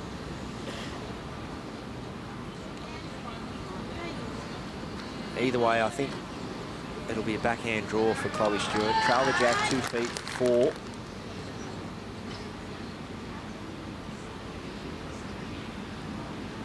Selena just indicating, having a chat to the marker, it is 1 and a measure. So Chloe Stewart, jack down the line, or slightly off line for a potential 3 or 4 here. I think the crowd will enjoy that.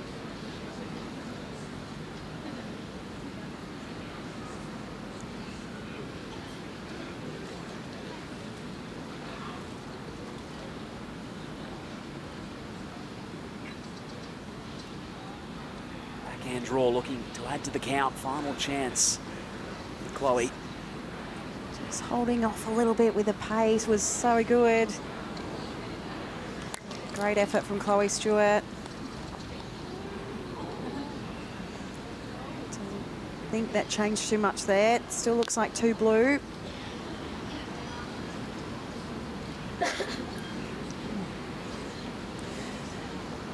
It's an interesting head, you know. I mean, it's horses for courses, and players do approach the game in their own way. But yeah, that jack, if it somehow right now found its way back 3 or 4 feet, there is those 2 or 3 bowls of Malaysia waiting. It does run the risk of taking her own bowl out here, so I still think it'll be a confident draw.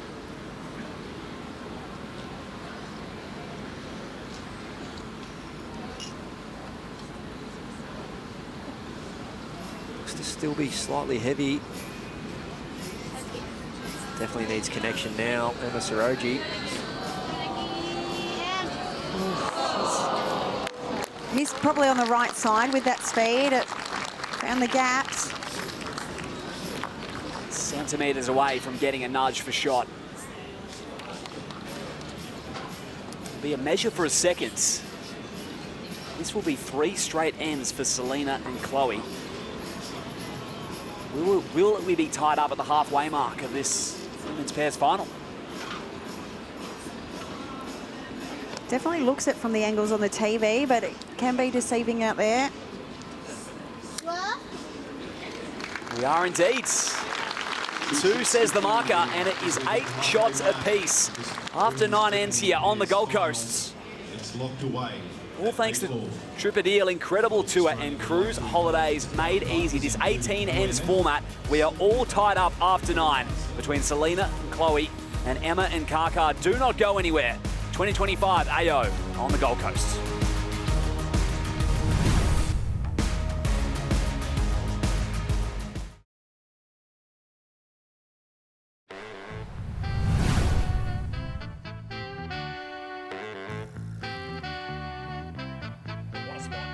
What a spot it is here on the Gold Coast. To come here 10 straight years, the AO has been held on this beautiful strip. There is so much to do here. It really is one of Australia's great playgrounds, the Gold Coast. Sun, surf, sand. You've got the lush hinterlands not far away, and maybe even climb a skyscraper if you fancy, Barry. If you're not scared of heights, that is. It might be, I don't know, I might give it a miss personally. I'm okay with heights, but I've never done that Q1 walk that we just saw there, so I'll put it on the list. But someone that's doing well at the moment is Chloe Stewart. 1 down when she got on the mat. Side toucher.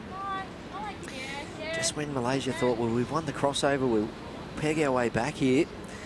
Try and steal back that momentum of Stewart and Goddard winning the last 3 ends in a row. And Chloe Stewart draws a side toucher. So can she do it again? As we see, Matt right up the green. Jack just short of the tee. Chloe, well, she's feeling it now. What a shot. 2 rippers. 2 bowls inside 8 inches. Will we see some aggression here for the first time from Emma Soroji from Malaysia? Forehand, looking to dislodge a couple of bowls. Get that jack out of there. Controlled off the mat. Looking for that head movement. She's played it well. That's a great shot. So not only has she managed to get second, she's pretty much locked her bowl in. And restricted opportunities for Chloe here. So a very strategic part of this end now for Goddard and Stewart. Start thinking now about jack movement or trying to protect jack movement from the Malaysians.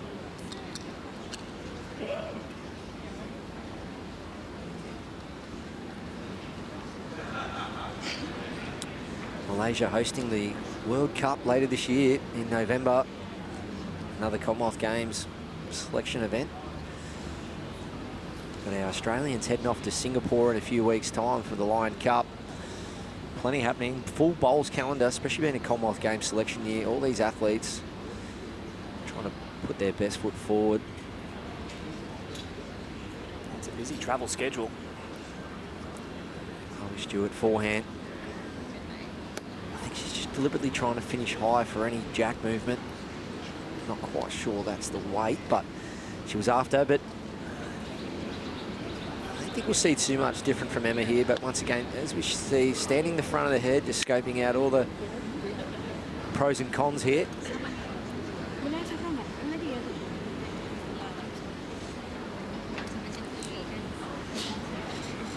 The good thing for Malaysia is here, they're only one down. If Emma chooses to play a bit of weight, does flick her nearest bowl out, she can then be 2 down. Trying to win those little battles, first to 10, for instance. 1 down's not all bad here.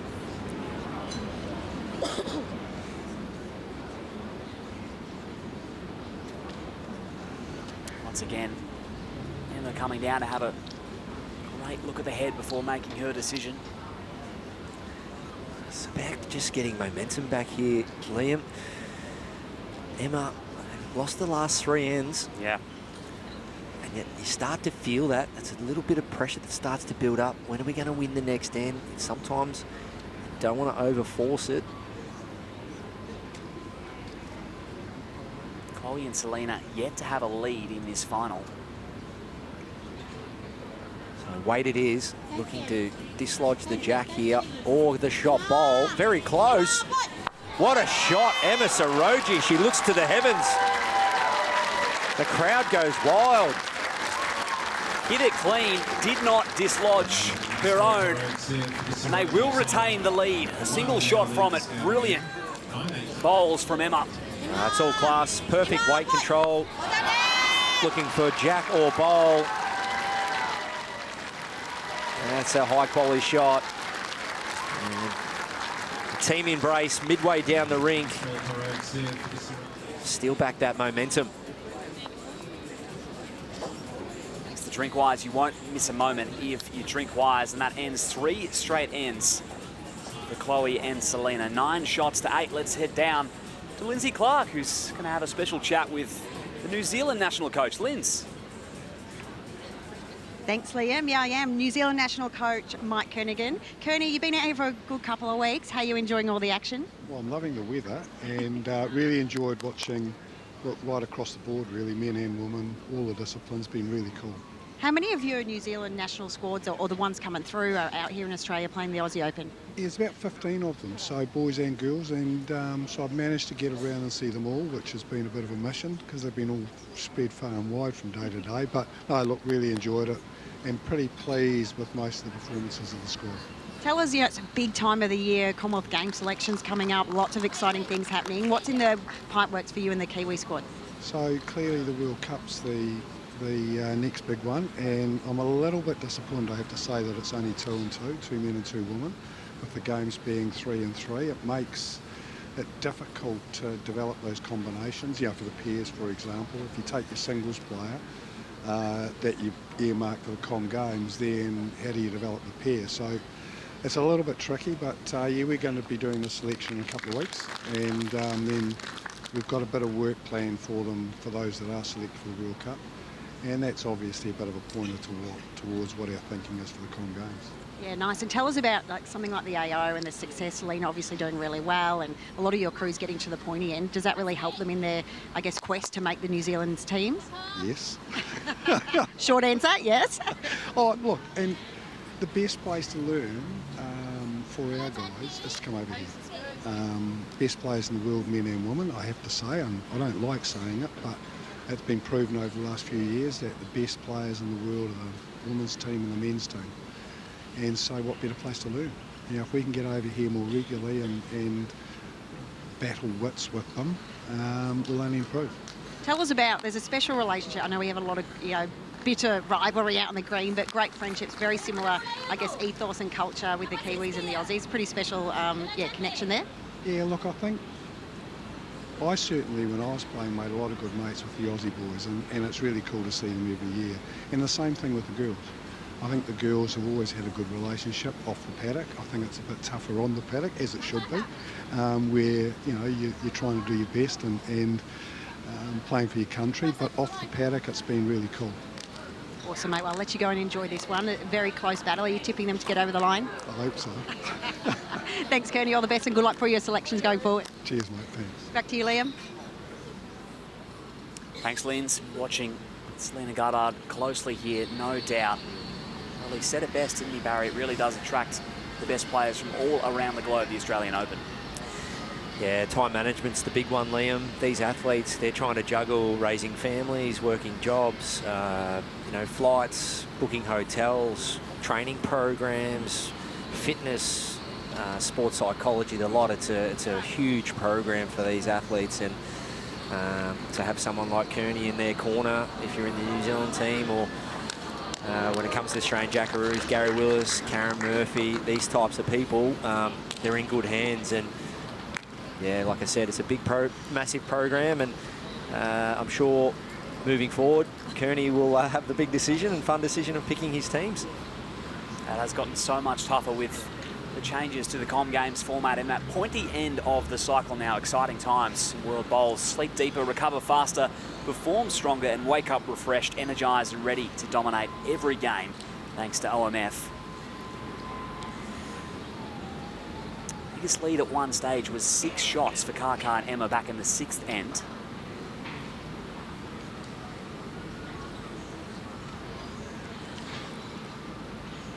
Emma on the forehand. As we see this hand turns back nice, late. Not far from the jack here. Shaving it. It's probably made the head a little bit better for both teams, I feel.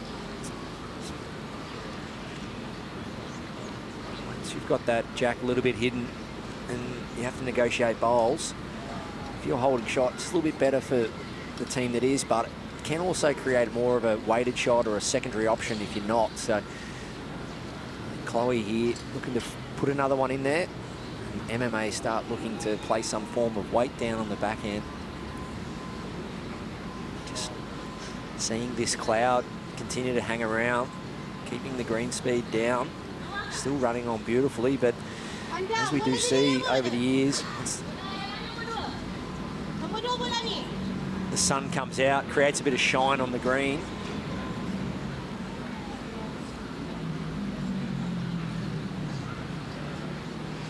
So backhand it is.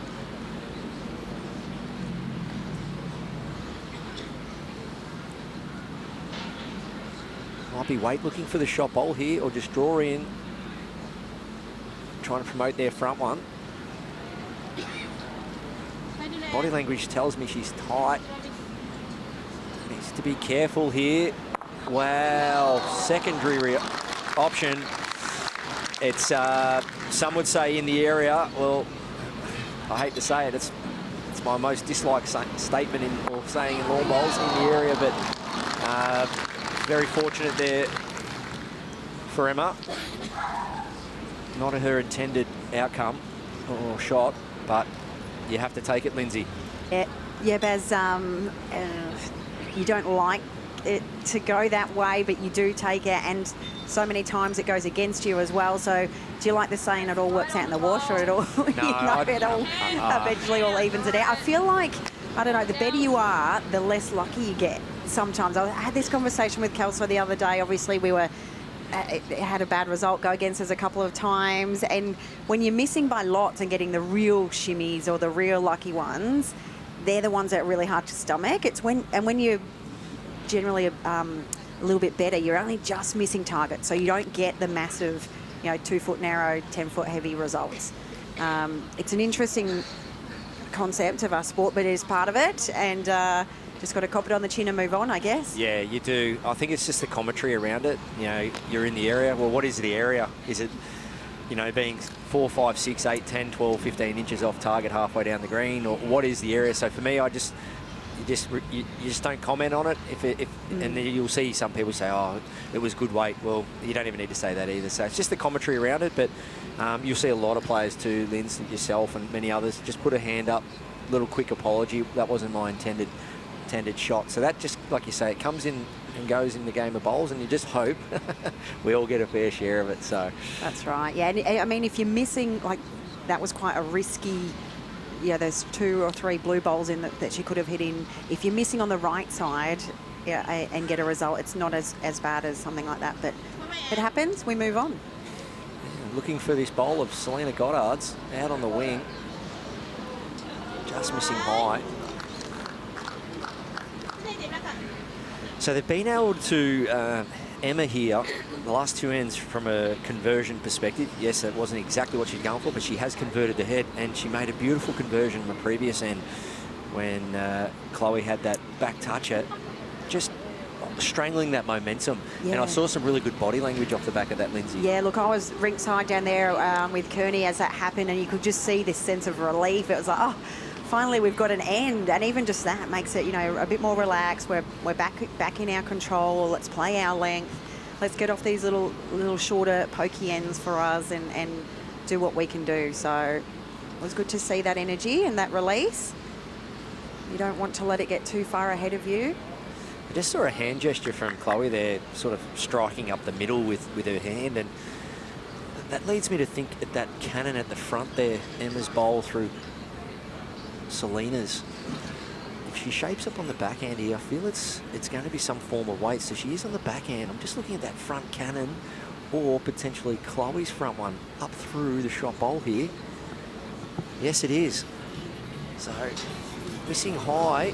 It's just that front cannon or some form of movement down through the hole there, but not quite that on that occasion. Yeah, they're the ones you kind of be wanting to miss on the narrow side. You know, there was a lot of options happening up through the middle, but not to be on that occasion. Kaka and Emma wrestle back some momentum here. 2 ends running, 10 shots to 8 thanks to Titanium Caravan. Service your caravan with the industry leaders, Titanium Caravans. So 11 ends in the books. If you are new to bowls, this pairs format, 18 total ends to decide it. And we are going to be in for a tight finish, it seems. Yeah, 18 shots scored in 11 ends. You know, with it being six aside, 6 bowls aside. So it just goes to show not much in it at all, especially in the way of high scoring. So that multiple that Stewart and Goddard picked up a couple of ends ago, that 3, thought it might have been the one that saw them sort of come back and run over the top. But Malaysia now, 2 ends in a row, playing sort of that middle length end. Kaka likes it, just a foot away. We've got the a magpie out on the green. We saw just the other day one of our local ibises or bin chickens. The bin chickens. Now Selena's just going to go and have a look. Have a word with it. Move on. It was funny. Obviously, Damien Delgado, our men's para singles champion, plays for the mighty Tweed Ospreys, who often are nicknamed the bin chicken. So it's quite poetic for him. Went on to win that match where the bin chicken was in attendance. It's great to see. We even our local wildlife love getting a good spot at the action as the magpie just makes its way back onto the rink, centre of attention. But Selena Goddard, very mentally strong competitor, been there, done that, biggest stage.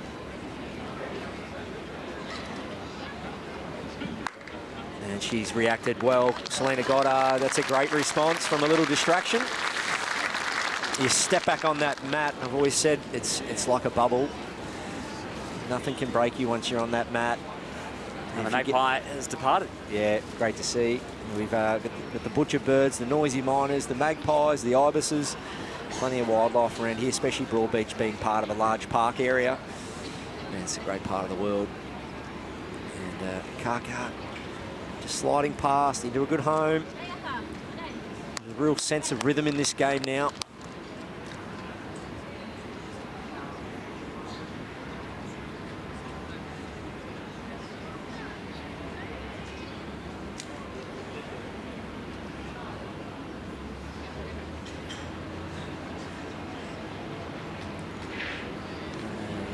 Good shooting.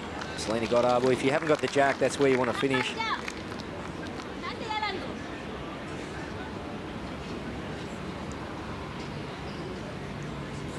Yeah, offense or defense, generally most shots will come down to, are you looking to attack or defend? And Selena Goddard, even though she held one there, definitely looking to change that up, take that shot away from the opposition.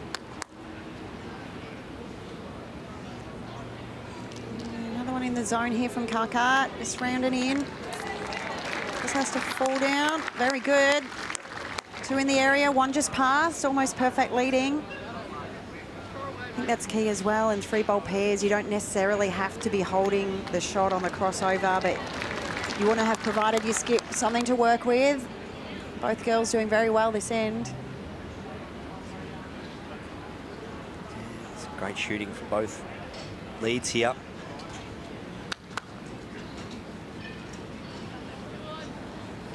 Right in the area once again. Falls Fantastic over. lead bowling.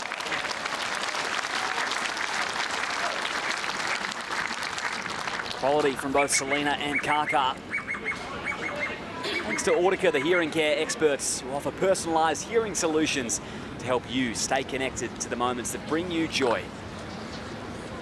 So the cloud coverage starting to clear here in the sun. Now beaming right down on the green.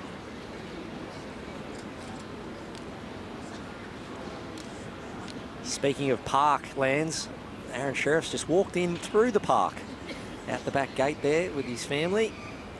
So one of our players for the singles title was here. Aaron's on the venue. I did see Nathan Wilson a bit earlier. How good's that? You can walk through the back gate of a bowls club and free entry straight off out of the park to watch some of the world's best players. Emma Soroji. Well played from Emma, right in the zone there. What's happening? We wanted a little bit of the jack, but she'll take the shot.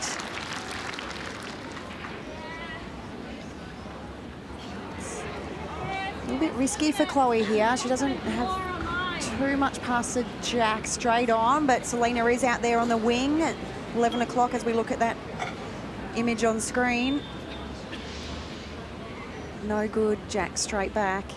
Yeah, Chloe stays on the green here at the back. Gives her a chance with her next delivery. I like that way. Win the tee. Yeah, good thinking. Yeah, 1 down. You're still in the game at the minute, and now she's given herself an option now. Got the very backers bowl.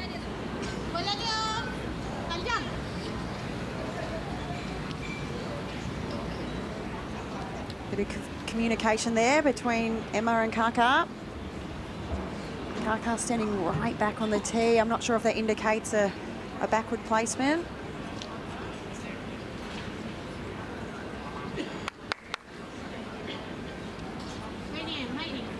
There's a difference between getting near the tee and getting right on the tee here, so definitely want to win that battle. I think she's done pretty well. Yep. Yeah, that shadow starting to come into play a little bit now with the jack down there. It's a bit deceptive at times.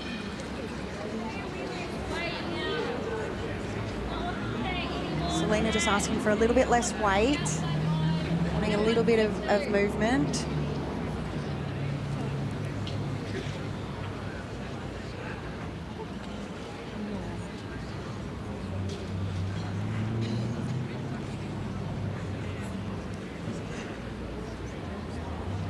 It's on its way. Just looking for contact here. Just need to hurry a little bit. Oh. It's great shot, Chloe Stewart. I don't think it's rewarded though. No, but it has created a gap between the shot bowl and the jack now, Baz. So this could potentially change the angles of what she's going to play with her last bowl. Not sure if both of the Malaysian bowls could go out of the head without the jack. Might force Emma to try and change her head a little bit. Any movement with red onto the jack. There's 3 of Karkar's bowls waiting. Yeah, this is a perfect example, Lindsay. Offense or defense. For me, I think you need to be quite offensive here, Emma. Look to turn her own shot bowl through the jack to make 2 or 3 out the back. Because the way it sits, Chloe Stewart can play a really nice shot on the forehand and dislodge those nearest bowls of Malaysia. But when you're only 2 down, 1 on the head, do you take your medicine? Because I know Emma will be thinking Chloe won't be far away with hers. Yeah, there's definitely a lot of respect from both teams out there. They know that both teams can play all the shots, so they are believing that the opposition will play what they want to. Backhand it is. Will we see it? Just a little bit of weight, turning that shot bowl over onto the jack. Getting into that narrow split, maybe. Oof, got away with a narrow line. She's put her hand over her heart there. She's relieved she missed narrow. Weight was probably perfect in the end, just to turn that shot bowl once or twice. They're having a good time out there. It's a good miss, Karkar's thinking. There's not really too many bad results here for Chloe. I can only think of maybe dropping one more. Yeah, 4. Yeah, probably going with more weight's probably better. She's only 1 down on the tee. If it goes really bad and she's just sort of playing a little bit over, there's, again, 3 of Karkar's bowl waiting just behind. So really needs to decide what she's confident on playing here. Yeah, forehand for me. Looking for the shot bowl through Karkar's nearest bowl. Stay for 4. And I think the bad result only cost you maybe 1 more. So a little bit of risk and reward here. I think if Selena Goddard's front one goes back through jack, they might only, like I say, drop 1 extra. So risk and reward shot here, and that's why it's a team game. Great to see Lead and Skip discuss this at length. Yeah, look, there's even a chance an outside edge of Selena's front pink bowl is getting back onto a red. Something's going to happen. I think when you win titles like this, Baz, you need to be able to play these shots and get them. You know, if you play it and it goes wrong, so be it. But I definitely believe this is a time to do it. And there's always a moment. It might be real early in the game or really late, but this is definitely one of those moments. If Chloe plays the shot that she knows she can play, and she's confident doing, she would have played lots of these shots to get here this week and to get where she got to in her career. Forehand, even the split's good. Split and stay.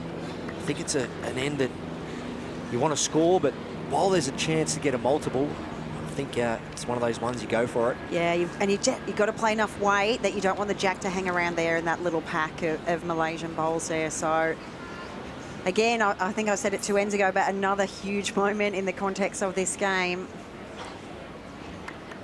Taking her time. Chloe Stewart, great chat with Selena. So both players got to buy into what they're after. So will it be a forehand runner or a backhand runner? Looks to be backhand. Backhand it is. Like this pace. Stalking it. Something good. It's going to get there. She's done it. I think, is it staying in? 1-up. Well played, Chloe Stewart. Controlled weight, spat it out the back where they had the friendly bowl. Plenty of deliberation, and in the end, the thinking paid off. Chloe Stewart, smart shot, snatch back. 1 from it, all thanks to Tripadil. Roll into your next bucket list holiday today with Tripadil. 12 ends in the book, and it's 1 shot the difference. This is some women's pairs final in the AO.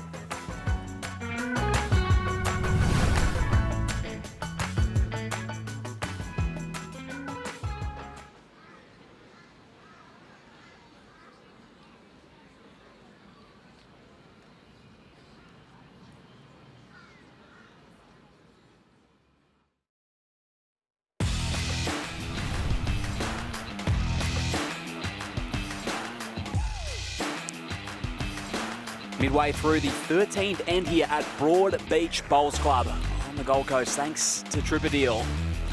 And Selena Goddard holding shot at the moment. Make it 4 thanks to Chloe Stewart off the back of that brilliant draw. 10 shots to 9, favouring Karkar and Emma from Malaysia. Yeah, definitely back on their favourite length. Selena really set up a good head there for Chloe. Emma under pressure again, being asked all the questions. So a little bit high, a little bit over pace.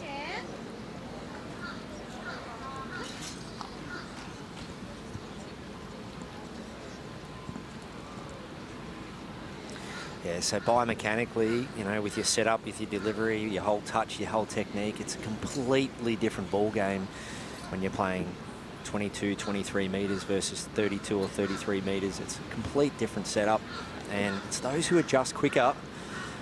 Selena Goddard, New Zealand international, blackjack, traditionally coming off very fast greens in New Zealand. So playing short ends and touch play is in her wheelhouse. And then you've got Chloe Stewart, who plays at Tweed Heads, arguably the quickest greens in Australia. So it's that team or player that can adjust quickest, make a big difference.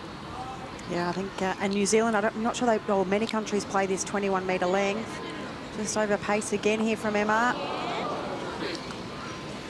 A little bit less than her last one, but still a yard or so over. Yeah, that 21-metre, it's definitely a touch game. You just need to slow everything down. Slow in the backswing, slow through, little step. Yeah, you're right. So the Malaysians coming off, as you know, Lindsay, they're coming off quite slow grass greens, and yes, they've got now some more artificial surfaces, but they stand quite tall, which creates a little bit more room for momentum. And when you bring that mat up on a quick green and shorten that jack, it's a complete different setup, and just being able to adjust biomechanically to that length and the speed. So far, this Trans-Tasman combination, enjoying these short ends.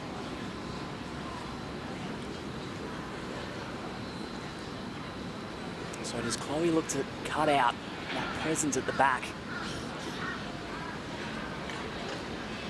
of Emma and Kaka? They've got 4 bowls positioned there. I think she's trying to get there.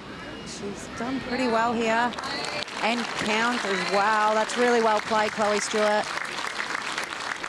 Yeah, that's the Mayor's office. Can't put her in a better spot.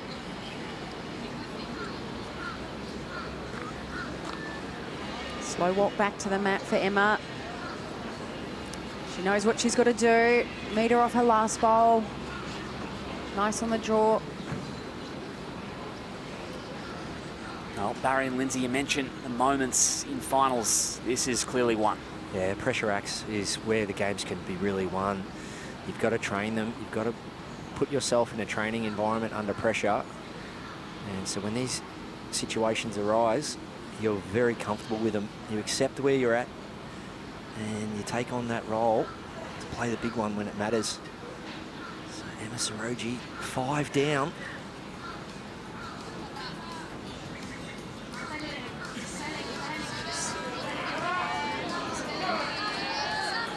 Oh, she's unlucky.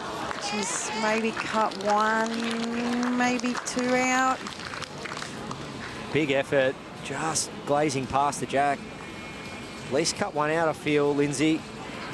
If it's no more than 3, I think Emma's done pretty well here, considering there was one bowl inside pretty much 5 or 6 feet prior to her last delivery. Yeah, she was only a bowl narrow for what she was after, I think, there, so. Another one out, 3. 3. Limits the damage at least. It's the second 3-shot end for Selena and Chloe, and for the first time in this women's pairs final, they take the lead, 12 shots to 10. Thanks to Drinkwise, you won't miss a moment. If you drink wise, we turn into the 14th end of this 18-end format. We're in for a tight finish. Kaka and Emma led by 6 shots at one stage, 8-2 in the 6th end. But the Trans-Tasman pair have found their footing. Yeah, winning 4 of the last 6 ends. Goddard and Stewart, so they win that second third that you spoke about, Lindsay. The multiples, though, it's usually come about by just outnumbering your opposition around the head. I think that was a good shot, though, for Emma. 5 down, cutting 2 out. Keeps them well and truly in this match.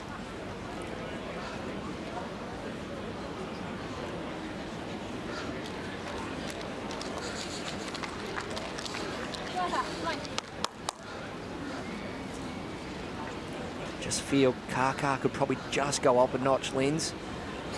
Yeah, it definitely feels like Selena's had the edge a little bit in the lead battle so far. Emma played some big bowls early to create that lead for them. Just it doesn't necessarily have to be holding, we mentioned before, but bowls in good areas. It's not a bad start. Did nail the line on this forehand side of the rink. Just needs to get some a little bit closer to the jack and yeah, not have so much pressure on Emma on the crossover.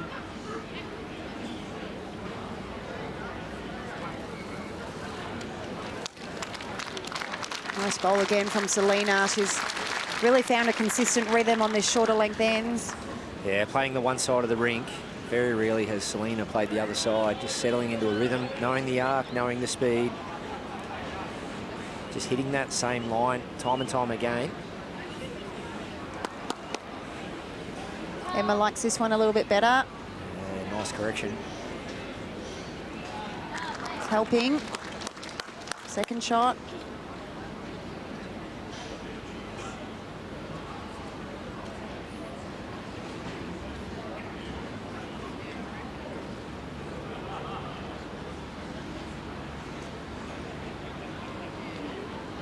Selena willing that one. Not sure she's centered. It's not a mile away, but just not up there. Nothing past the jack. Still holding shot though. Yeah, things are definitely heating up here. Standard's been great.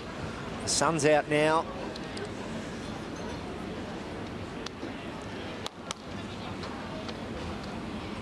Jack movement would be ideal here for the Malaysians.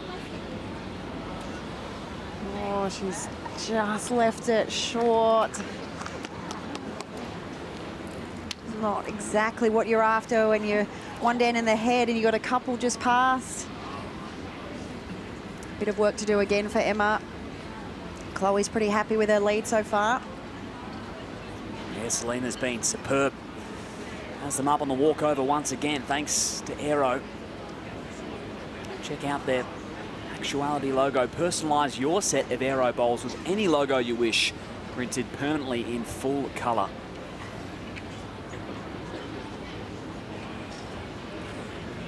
I think Chloe has to win the back early.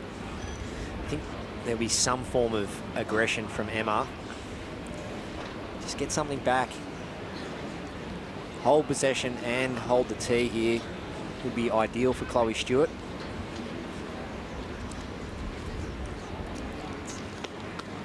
Pretty good starter, Baz. Almost exactly what she was after.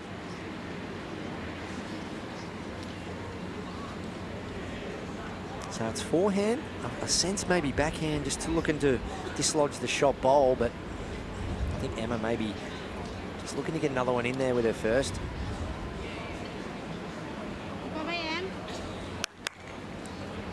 Showing a lot of promise, this bowl.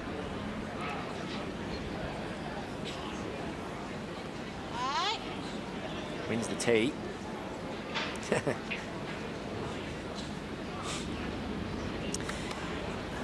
Okay, Chloe Stewart now. I like this. Play the shot first. Try and sit that shot bowl of Selena Goddard's. Yeah, it does look like it's stuck out there a little bit, so any movement on that in towards the jack or promote either of Selena's short bowls. Hear that one. She's played it very well, Chloe Stewart. That's how you do it. There is a little funnel there. She tiptoed through it perfectly. Look at this. Sliding by. To double up the count. So I think it's going to be now arriving on the backhand from Emma, looking to get the jack off that wing bowl.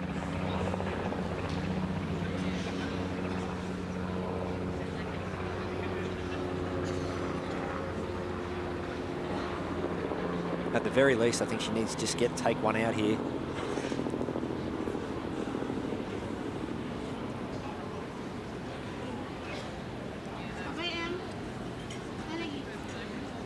Needs to hold on. That's the danger with playing hard weight. Bowls stay around the head. She could be 3 down now, but she has opened it up at least, Lindsay. Yeah, she has, Baz. I think there's always a danger when there was two of Selena's coming in. She wasn't far off the mark, so she could probably take a bit out of that last one. She's still got one bowl left to make amends. A little bit of a clearer path to the jack or a bowl. Chloe now trying to work out what she's going to do to make this a little bit more difficult for Emma. Yeah, you can clearly see Chloe Stewart's right now in two minds. Is it get in there first, change the angles, or forehand protect? Yeah, there's not too much danger playing something similar, but on the higher side. So the worst thing that can happen is a tight bowl onto her own, I guess, shot bowl there onto the jack, one down. But if she's wide, there's not too much danger happening. So you really want to try shut down this head. Don't give Emma another look at the same shot. Yeah, you really want to force out the pressure onto Emma, and I think by getting in first here will do that.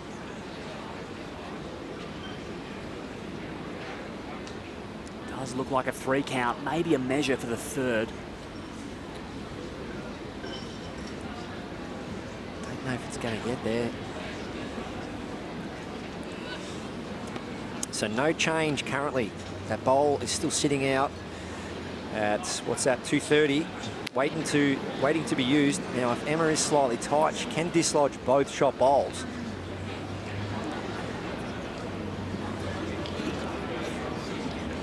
I think just a fraction more aggression here from Emma. Oh. Looking to get the jack off that wing bowl. Yeah, 2 and a measure down. Always unfazed, Emma, unflappable in these situations. They are under the pump a little bit at the moment. This could be 6 of the last 8 ends for Chloe and Selena. Let's see. Great camera angle there of the setup. Nice setup, beautiful forward release.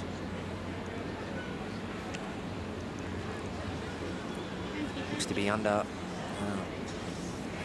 Might take it one out. Well, no change.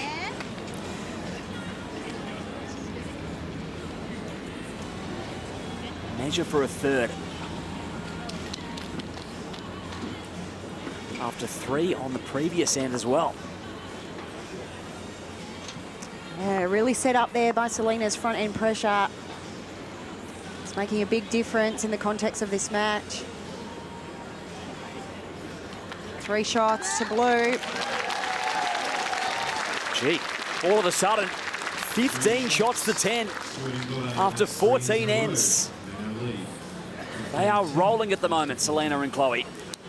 Thanks to OMF, sleep deeper, recover faster, perform stronger, and importantly, wake up refreshed, energised, and ready to dominate every game on the weekend on the green, thanks to OMF.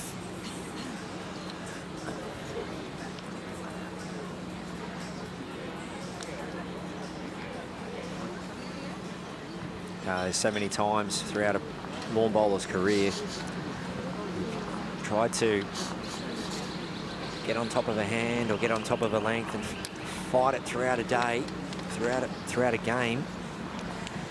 And as we saw earlier, Chloe Stewart, Selena Goddard just weren't quite finding their rhythm at a certain length. Since taking this mat up, it's all been Team Blue. Got to have that contingency plan, don't you, Lindsay? You've got to have something up your sleeve when plan A's not working, plan B's not working. You've got to be ready to execute something on the run. Yep, you're spot on, Baz. A few different game plans. You know, you want to be playing your strength, but if that's not working, it's your second plan A. Not a bad start from Kaka there. Probably the best opener for a few ends. Lots of people streaming in. There's no more seats available. They're standing around trying to get a view of the action. Yeah, only the 4 ends left, up and back twice. So, business ends here. I think Malaysia have to score. Definitely in the next 2 ends. Don't want to be searching that around that multiple throughout a back end of a game. You want to chip away at 1s and 2s if you can. Yeah, we spoke.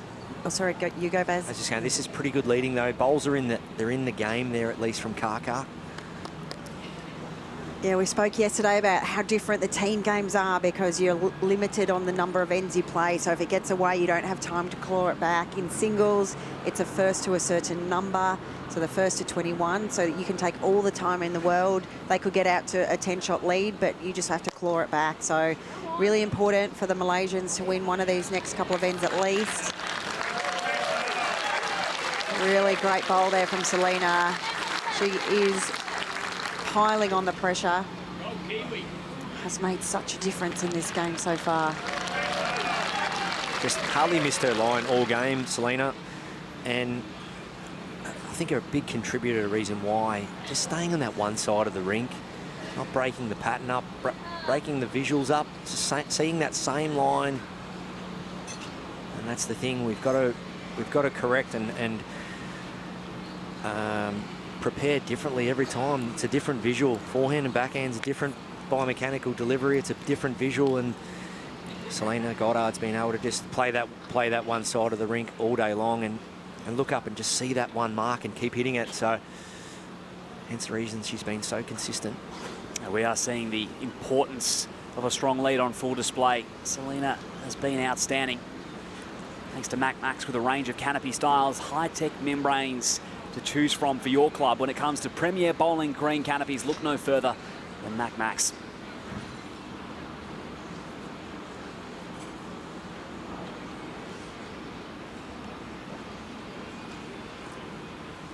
Chloe Stewart on the backhand, looking to add but not make any kind of target here for the Malaysians. Well, it's a bit of a shelf. Not exactly what she's after, but... We say that a good bad bowl, isn't it, Lindsay? Yeah, is that saying okay for you, Baz? You don't mind that one? Obviously not intentional, but it makes Emma get aggressive to it. We haven't seen many of these. Just chip that one out. That just puts a sense of fear into the opposition anyway from Emma. Makes Chloe run to the back. Through there if you are sort of finishing to my foot, you get You know, if I was to time Emma on her draw delivery, I reckon she'd be definitely into the double digits. That she jumped on the mat and was very fast then. It's amazing how you can be in a hurry to play some shots when you see your eyes light up. Yeah. I'm happy, mate. Yep. Like that too. Yep.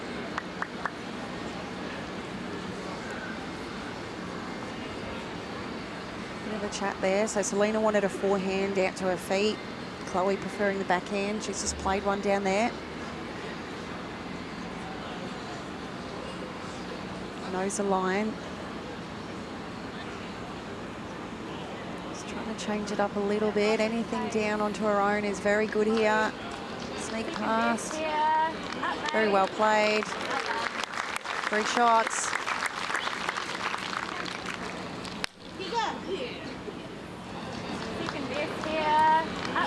Cuts out some of that back bowl presence and a third count. I think it has to be for me now, because they don't have anything close. I think it has to be a forehand draw to save, but you need to back yourself here. If it's weight, it's backhand. I think more of a timer though here, Lindsay. I think she needs to back it off a touch. Just let the bowl do the work.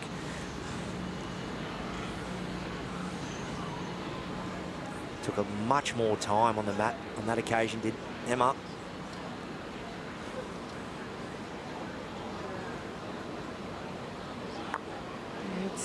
It's probably the right weight, but it's not the easiest weight in the world to play. So you've got to time what it's going to turn in with that kind of speed. Sometimes it holds, sometimes it goes under. I mean, it is the right weight, but it's definitely a trickier shot than going full speed up the middle. It's just front end pressure. It's we say it all the time. You know, if it's pairs, triples, fours, you want to win those front battles.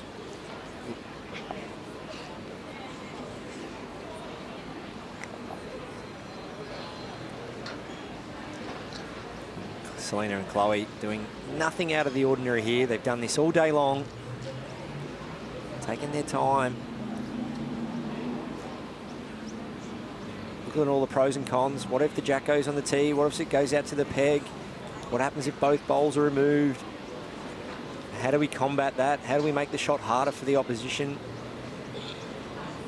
Yeah, I think for me, I think they've just got to get out to on the forehand. There's two Malaysian bowls kind of hanging out there somewhere. You know, one down's not too bad on the 15th end. Trying to eliminate where they can score a multiple.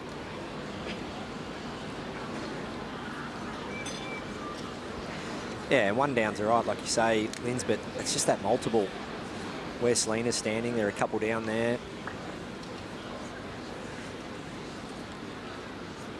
Don't know how Chloe, outside of probably a front toucher, can improve the head outside of the count. So backhand it is.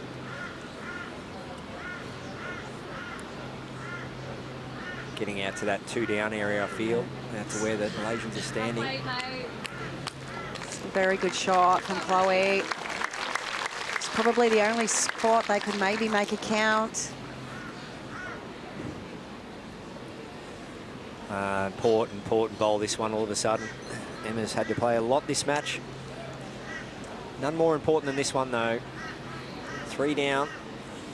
She needs jack movement. She needs to kick the jack back. Or somehow sit and stay to reduce the count. The only other real option, Lindsay, is forehand dead draw, but it's a tough shot. Yeah, she's played full-blooded weight. She played a swinger. Interesting to see what she chooses here. Kind of feels like the match is on the line a little bit at this point in the game. It sure does. Got them pretty well pinned down. She's looking at it. Oh, wow. She's drawn it up. Is it the shot, though? I'm not sure, but it's a lot better than it was. Went the no guts, no glory shot, and it's paid off. She wasn't far off attacking what she was going for. It's a close measure. Certainly what she had in mind. Has it pinballed out far enough?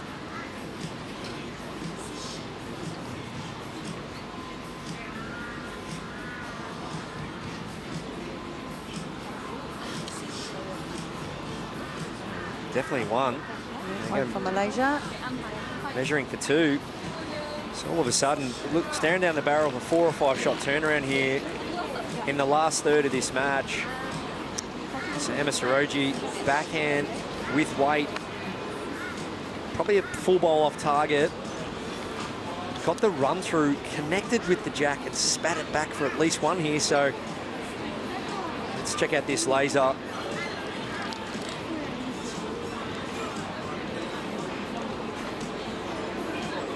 Good indicator here. Modern day technology at its best. It's very cool, and it's 2 of the blue bowls against the red. So Chloe and Selena, 2 opportunities to try and snaffle this second shot with the 1 orange disc bowl at the front. They should try and find which ones are close. Oh, okay, one at a time.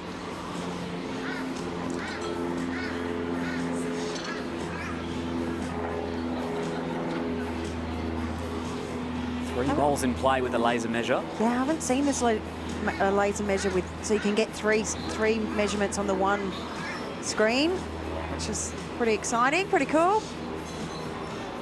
We'll find out shortly. Hopefully she remembers in what order these numbers are. And that one is the closest. 1 to Malaysia. Great job by our ITO. Crucial moment.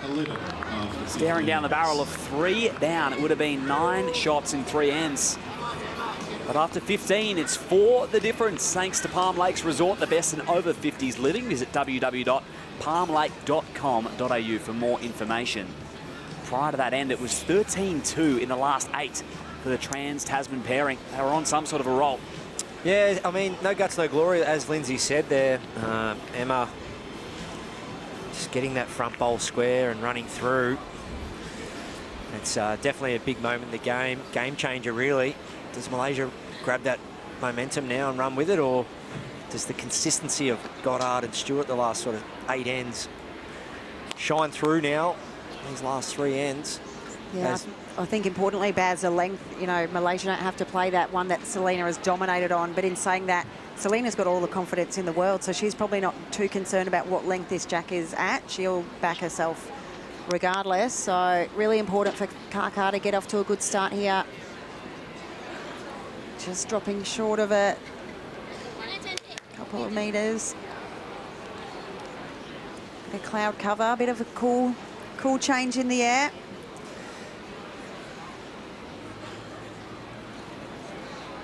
Yeah, it's reared its head again. The overcast.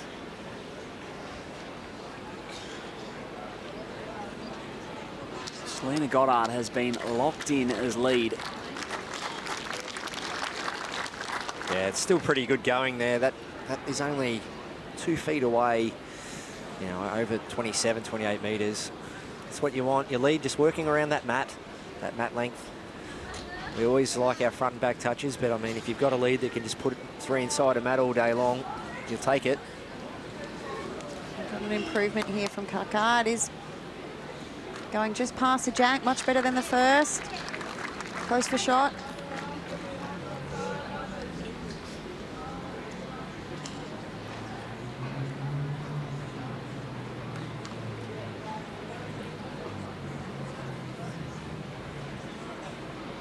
$15 different countries represented this last 2 weeks.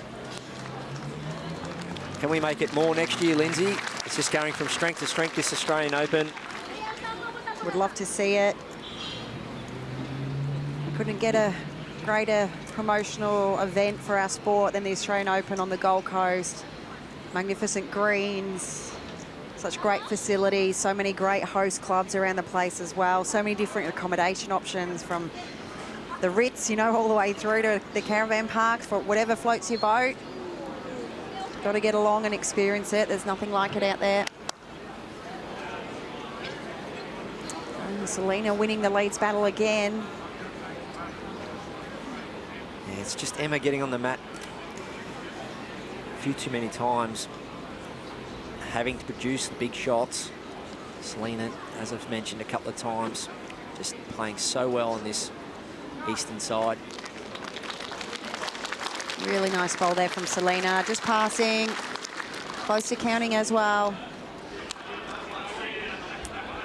Sometimes the way the game can shape up and the heads can shape up, a lead can get caught into playing forehand and backhand and really mixing up their rhythm, and that can play a player can actually play themselves out of a game, whereas Selena's just played that one side of the rink and dominated. 2 up for Selena, but Kaka with a couple passing that could come into play thanks to aero bowls. Midway through this 16th end. With 18 total in the pairs final.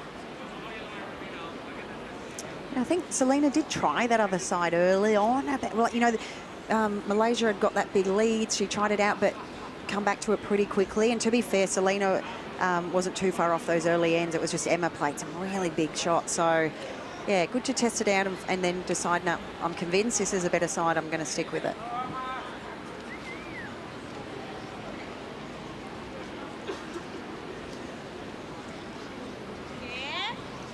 Just missing on the high side there, Emma. A little bit overweight. Finishing right on the tee. Is that enough to make her be a bit of aggressive here? I'm not sure. I think second shot at best here.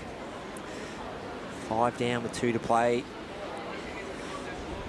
Wouldn't be all that bad versus dropping a 3 or 4 here.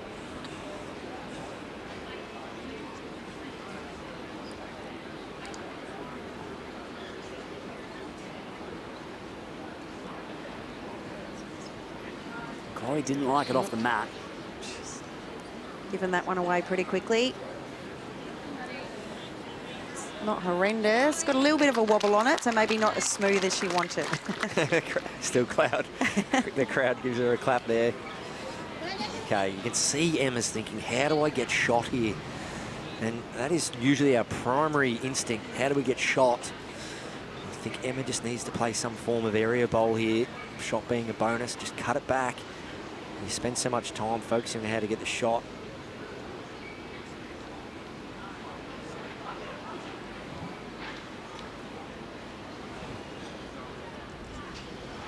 Just work on the averages. Something in the area here. This doesn't look to be getting there. So, the Malaysian pair not quite finding at this end so far.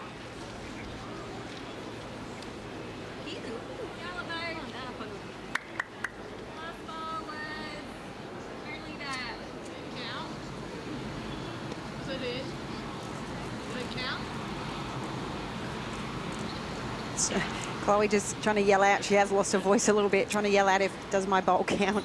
Selena couldn't quite hear what she was after, but got there in the end. Some hand signals. Yeah, I haven't spoken to Chloe in person today, but just from what I'm seeing, sounds like she might be under the weather a bit. Yeah, anything just past here would be beneficial for Chloe. Michael Jordan flu game, Chloe Stewart. Just passing the jack. Another one in there.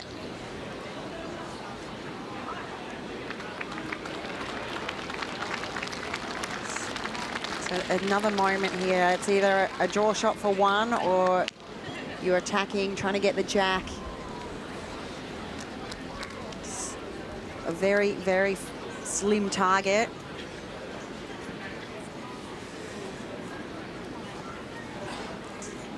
I think Emma's still good enough here to get shot or second. That keeps him in the game. If she goes chasing this jack and misses, it's pretty much shake hands. So she's had 2 goes at it.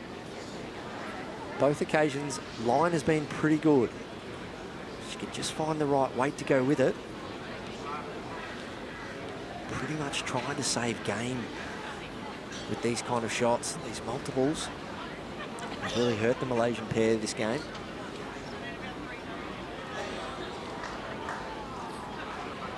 Usually know by the body language players this standard. She's not far away here. Helped a lot. It's a good shot. It's a very big shot from this Malaysian skipper. So she cut 5 down to 3 a couple of ends ago. Now 3 down to 1. Keeping them in it, but last save for Chloe. Almost got shot. Bigger nudge on that bowl of Selena Goddard's.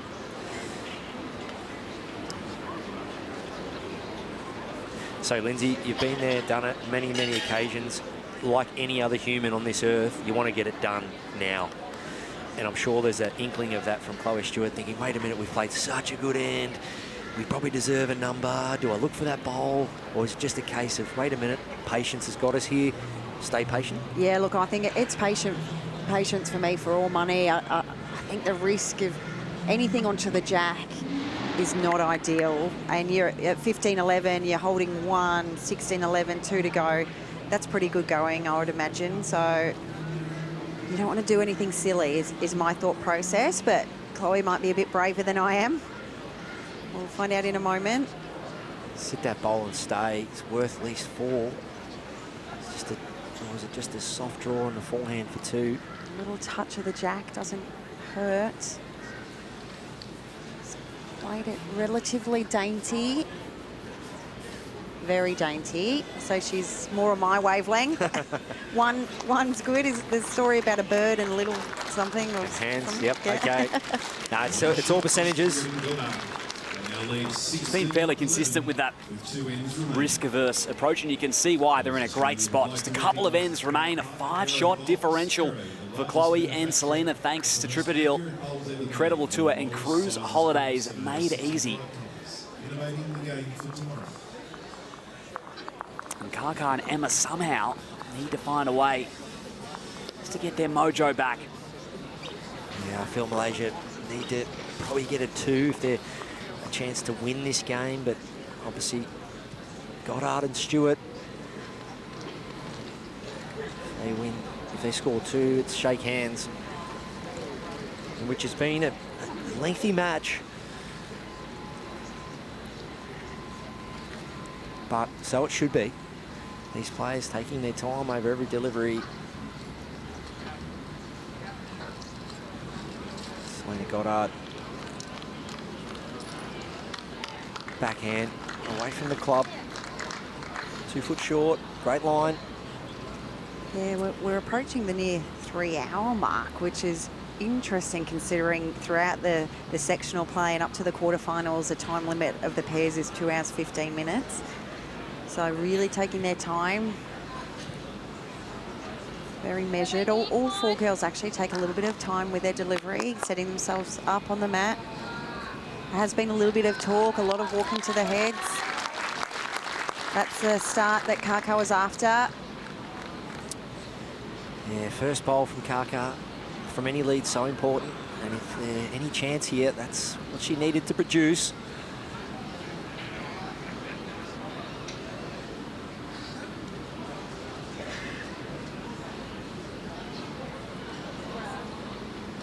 Selena Goddard, nice track again.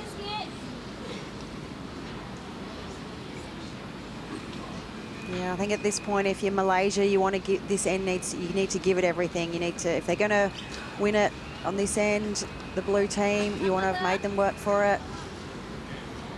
5 behind, 2 to go. You're probably hoping for at least 2 if you're Team Malaysia. Try and score that 3 on the last end. 3 obviously here would be beneficial, but yeah, good intent from Kaka, just high, but that's probably the weight she was after. Turn her own, get in behind Jack.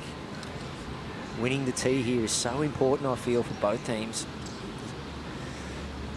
Team Stewart could be looking for play some aggression to win the match this end, or Malaysia aggression to stay in the match. That tee is super important. I think you'll see Selena looking to arrive here. Yes, she is, just missing the front, but that's plan B. It's a great house.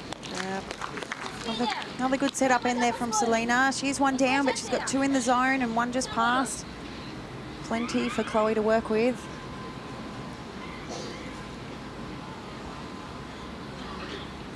An important bowl here.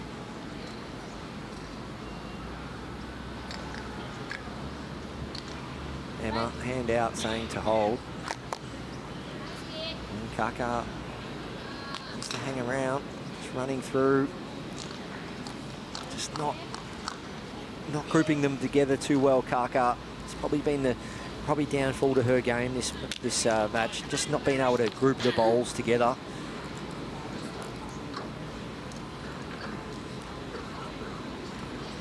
Well, has the shot on the walkover, thanks to Right at Home, improving the quality of life for those we serve. I think you're right, Barry. It's been just a touch loose at times.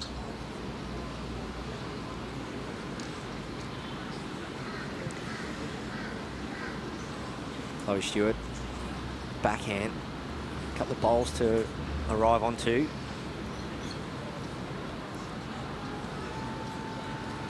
Yeah, Chloe would dearly love to shake hands this end if she can make it happen. Just missing high. Weight was good, in a good zone. Good look at it.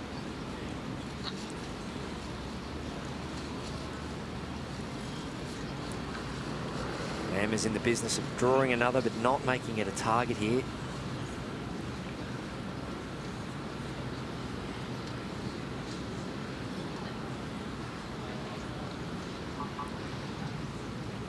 Looks to be pretty good here. Clear road, round the back for another. She's done well. That's enough for 2. So, feel 3's the number for Malaysia. I think 3. 2 down, playing the last. Chloe Stewart, though, any nudge of those Selena Goddard bowls, that's what she'll be after. Good body language, stalking this. Just needs a run now. Let it find a gap. Up and a bit. Oh, she's played it well. Not sure if the count's changed. Still 2. Kaka indicating. Touch more grass now for Emma, you'd imagine. Doesn't want to go anywhere near those blue bowls at the front of the head. Celine's just naturally, this is where the heart rate just gets up a little. And do you start naturally thinking a little bit about the finish line? If you're Chloe and Selena, yep, or I think so. Or, you know, you were sort of sitting quite nicely, but you're 2 down. I don't know, and Chloe's probably got a few options on, I think, with her shots here. So this will be very interesting if she gets another one in there. I imagine it's maybe a weighted shot now from Chloe. Yeah, I'm sensing big weight, especially she's got the... Loads of options here for Chloe and Selena's team. You got anything up through those blue bowls, you get the gap, you've got the jack. Just trying to see who's got the tee there. Looks to just be Chloe and Selena, I think. Yeah, it's... I mean, even if they lose a tee, 1 down is much better than 3. Chloe Stewart. Big moment. 3 down. 5 up on the card. Tense hush. He's gone over Broadbeach. Backhand. Strong weight.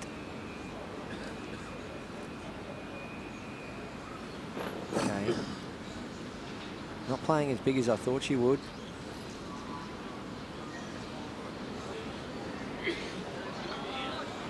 Missing under.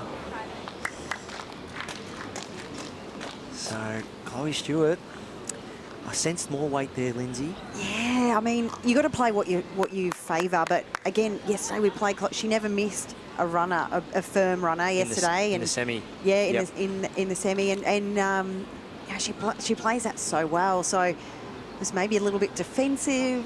Scoreboard coming to it. Was she worried about taking all 3 of hers out? Not too sure, but wasn't the easiest weight to play. But in you're saying right. that, she nearly chipped her own in, but It's what feels comfortable, doesn't it? I bet you she's thinking now, gee, I should have gone firmer. If it works for you in the moment, it's the right shot, but then afterwards it's like, oh. Well, it's a good fight back from the Malaysians here, holding 3. This bowl here to be either 1 down or 2 down, playing the last end. Massive opportunity afforded to Emma. Needs connection. She's done it. Kaka likes it for 4. What a crucial end. Wowee. The Malaysian duo have rolled out a 4 in the 17th ends. Well, as a measure, so might be just the 3. Very experienced player, Selena Goddard. She'd only be measuring it. Obviously, it's close. Lorraine, the marker, has got 4 paddles out, so 4 it is. 1 shot in it. Ladies and gentlemen, don't go anywhere. Here we go. Huge clutch bowling from incredible. Emma. It was an incredible end from the Malaysian team, and it started with Kaka getting 1 in. She only had the 1 in there, but Emma had confidence. She had a couple to play with, and suddenly it's anyone's game in this last end. 1 the difference. Malaysians' length. Bit of energy amongst the crowd, a bit of belief there now from the supporters. First multiple for Emma and Kaka in the last 11 ends. At the crucial time, they will roll the jack here to decide us in the final 18th. Who can hold their nerve now? I think it's just back into that routine. Forget any scoreboard environments. Just think about each bowl. The only thing you can change is the next bowl in your hand, and just rely on that process. We heard Karen Murphy in the commentary box yesterday talking about that process, trusting it. And this is a perfect example now. Jack length, 27 metres.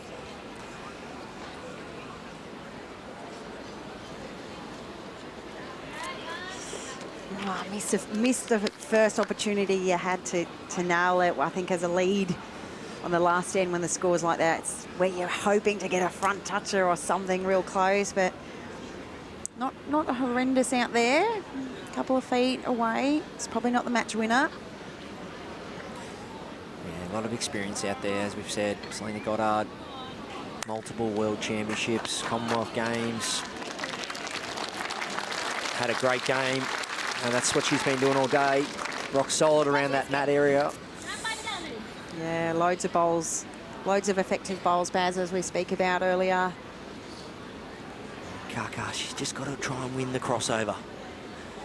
Priority number one, win the crossover. Set your skip up. Emma's asking this to hold. Needs connection. Now she's quick. So probably a little bit of, again, blood energy, motion, a few bits and pieces going on for the girls out there. It's what we all play for, these moments.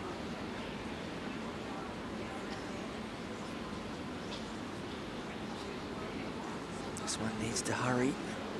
Selena really urging this one on. Right down the spine though. Grab some goodness out of that. It's only 2.5 feet short. Still enough to create a bit of pressure for Kaka, but love that from Emma though, Lindsay. Really keeping up the voice, really trying to encourage her lead to play a big one here.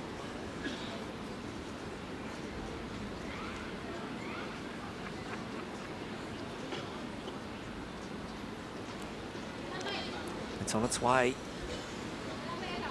Malaysian team, they're fighting hard here. Just has to hold on in here. It's just underneath. The weight was probably good enough. Yeah, just the bowl tight.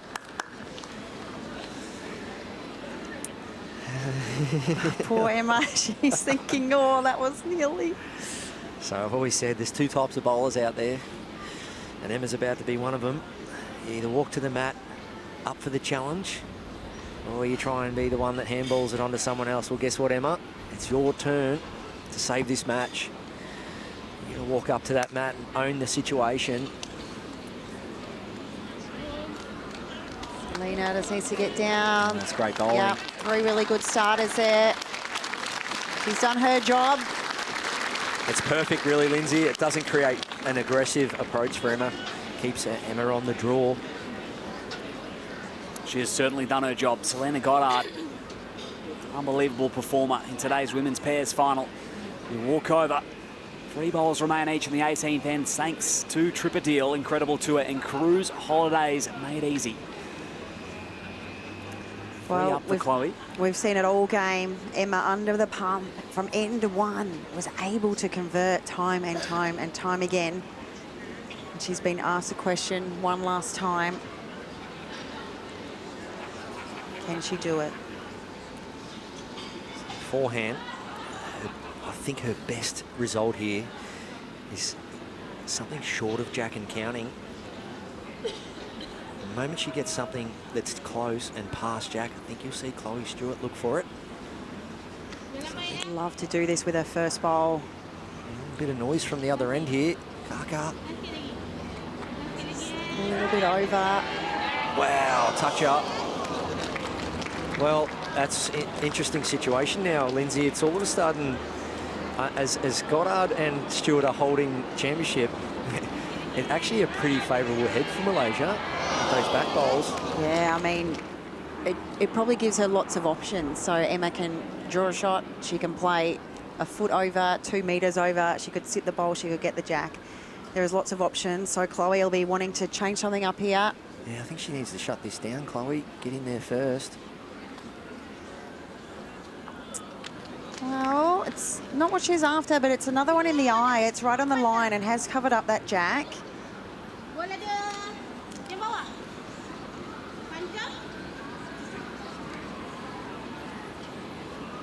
Emma's going to have to play nice weight just around Chloe's last bowl now if she wants to stick on the forehand side. Yeah, would be nice to draw out of trouble here if you were Emma, but I think the moment you try and play too cute, you can maybe drop short, and there's nothing for short here. Work off that wing bowl, slide in off the front. Nice confident draw required here from Emma Sorogi. Something similar to her last. Beautiful release. Can't afford to be short here. Oh, I think she is, Baz. She's overdone it.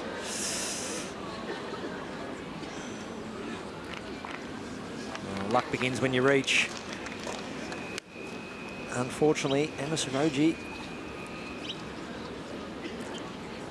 she'll be kicking herself with that one, but last bowl, it's still going to come down to the last bowl. One down the back here, you think, for Chloe? Yeah, for me, I think so. Anything, you know, kind of just past Selena, even like if that was me, you're sort of playing forehand, you get past Selena's, get it off the line or the eye so Emma doesn't have anything to sit on, make her try and play the dead draw. A dead draw, one down, you're playing an extra end regardless. If any movement on that jack for Emma, she's potentially winning the game. So for me, it's a forehand, a little bit over speed. We see a wonderful overhead shot there. Not one person has left the venue wanting to see what happens here. I know two men who are probably itching to get out there very shortly. Well, they're going to have to wait because could be even an extra end after this. We saw an extra end in the men's over 60s pairs earlier today. So if Emma and Kaka somehow get the shot here, and Chloe doesn't change it, we do go to an extra end if it is all square, ladies and gentlemen. Yeah, so Chloe playing a backhand here. Not going to get there.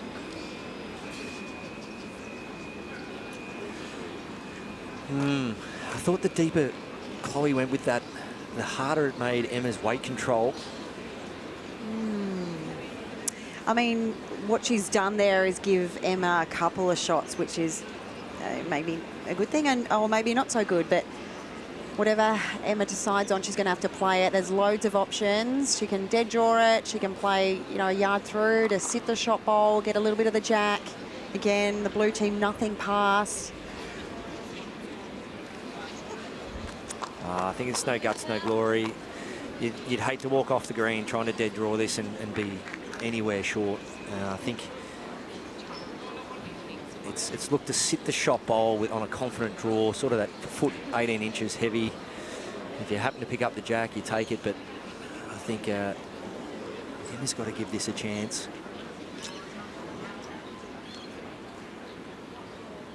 I can't see anything else. I think she'd maybe still be looking at some kind of backhand arrive, you know, rattle up through the hole, but that's the only thing I think that's stopping her from playing the shot. But so it's forehand.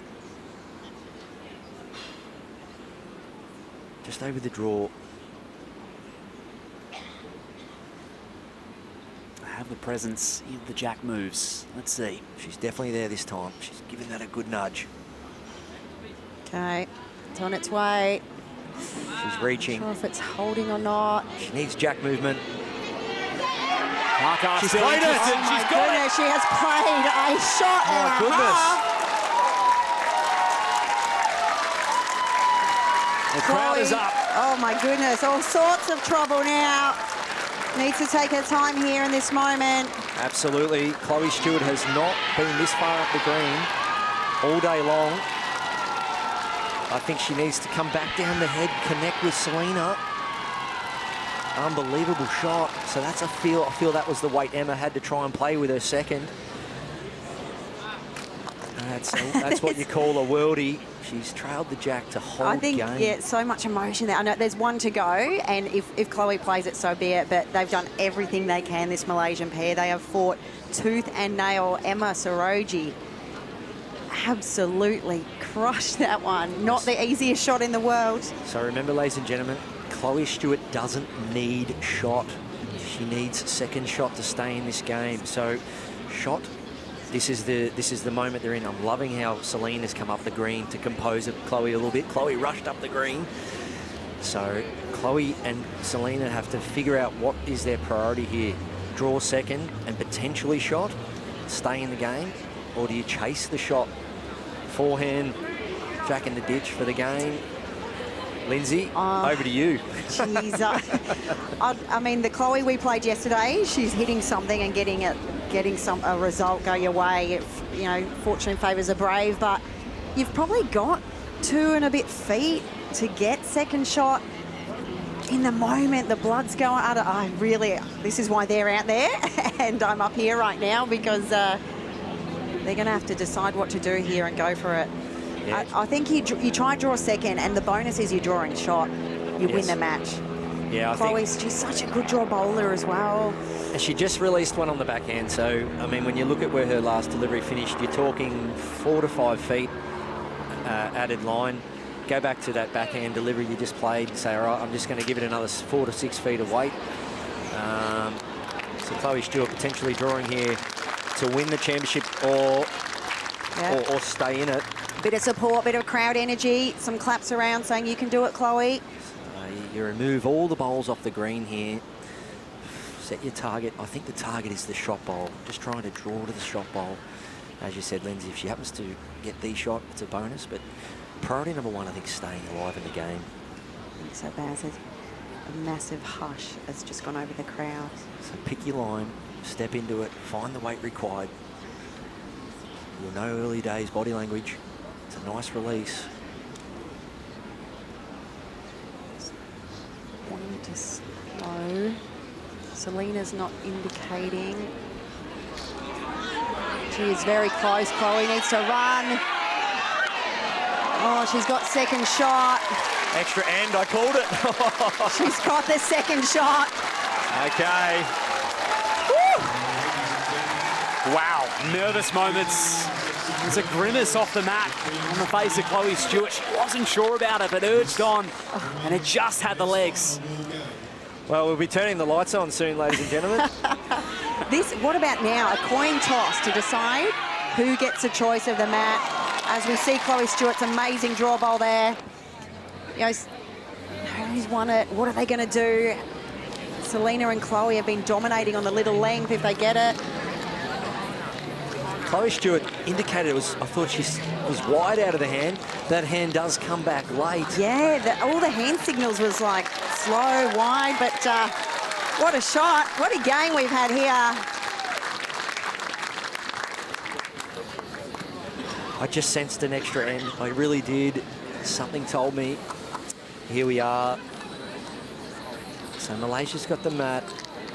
They just got a 4 in this direction 2 ends ago. Do they try and replicate that?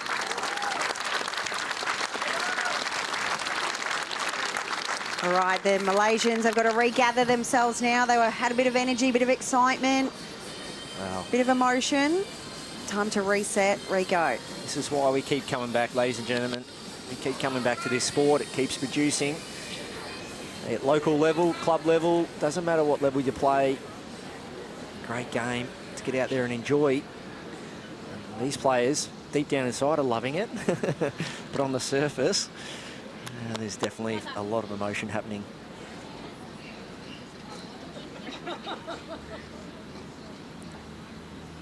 So composure now. Complete reset. Just get that heart rate down. Doesn't surprise me, a little bit heavy. Who can reset first? Yeah, definitely not a wasted starter there. Karkar's nailed the line. It's half your battle done. We did see a bit of jack movement in our last end. Selena back to this trusty backhand side for her. Chloe's willing it. Really nice opener. Right down onto it. Great start, Selena Goddard again.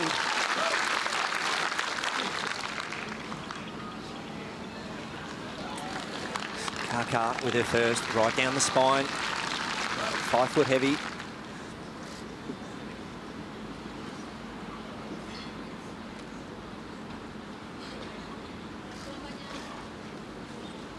Quite animated is Emma Soroji. We'll soon know where this bowl's going. Okay, just under. Have we seen the winner yet, Linz? Look, that's a pretty good one that Selena's just put down. It's not quite covered the jack, but it'd be pretty hard to beat, you'd think. She could just tuck it away or get something just behind. It'd be really handy right now. Fair change over here from Selena Goddard. She hasn't played many down here. That's really well played, Selena. The thing with this extra end, though, Baz, it doesn't matter if you're dropping 1 or 6 for the Malaysian team, so you can go as much as you want. Any movement on the jack. Try and change the head up a bit here, Kaka. Yeah, I think if it is any form of weight here, it's T-weight for me. I'd still try and dead draw out of trouble. Looks like she's giving that a chance here. No, she sent it. No, it's disappointing. Doesn't want to finish on the line. It's just gone under. Has covered up Selena's bowls though, which isn't ideal. Has Emma got one more end in her to convert this head? She has played unbelievable to force this game into an extra end. Selena going to the tee here. Or, like this. Or trying to draw another one here. But just doesn't want to set up any targets. Well, that looks to be perfect if it passes. That's great. Well played, Selena. That's perfect bowling. Selena Goddard. It's a snapshot into her afternoon as a whole. Yeah, it's pretty poetic. She gets to finish on this note. She has absolutely dominated in the lead position. Oh, and marks her own toucher. Thanks very much.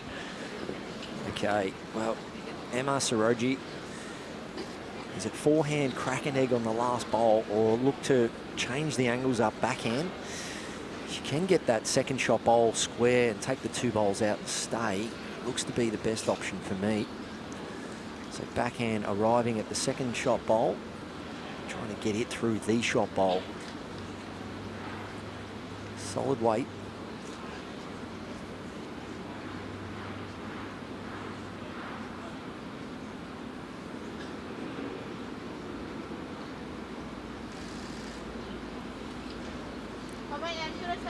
Needs to at least change some angles here.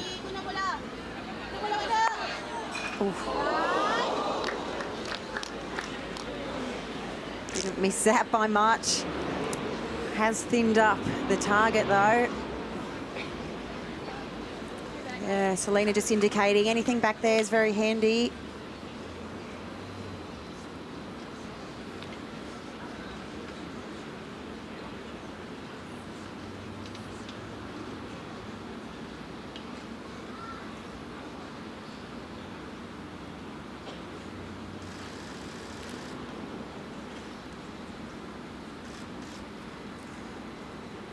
Stewart, look at the cover around the back here.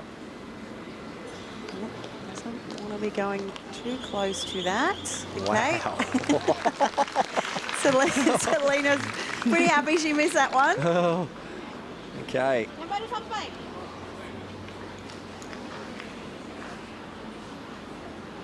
Little smirk on Chloe's face. Wasn't actually what she was after.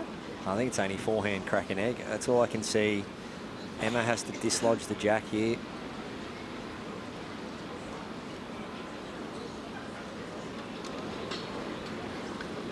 Forehand, especially with that breeze just swirling a touch. I think you might get a little bit of turn there. So it's forehand for me. 10 feet of weight. Rest on the shot bowl of Selena Goddard's. Kick the jack out into the open.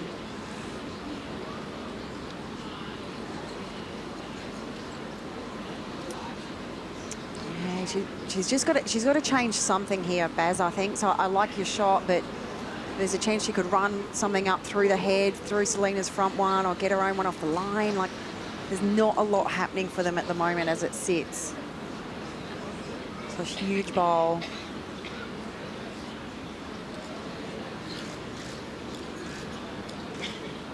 Just any touch, any movement of that shot bowl, I think will help her with her next. It's not an easy shot. We saw Selena Goddard's bowl turn back nicely to the jack there. I think it's the same bowl for Emma, but connecting with the bowl instead of the jack. If she does play backhand, she's going to have to back that weight off to change things. And it is backhand, so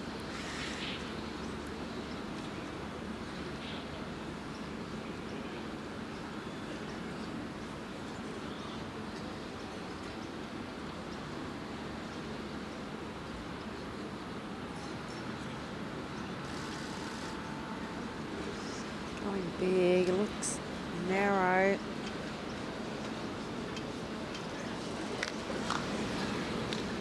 Yeah, probably maybe a half a bowl target she had to aim at there. Tried to back herself. Hasn't paid dividends that time. Chloe desperately wanting one past the jack. Split the two bowls. She's made sure it's passing. Much better there from Chloe. Just have a little laugh there with Selena, like that's where my first one should have been.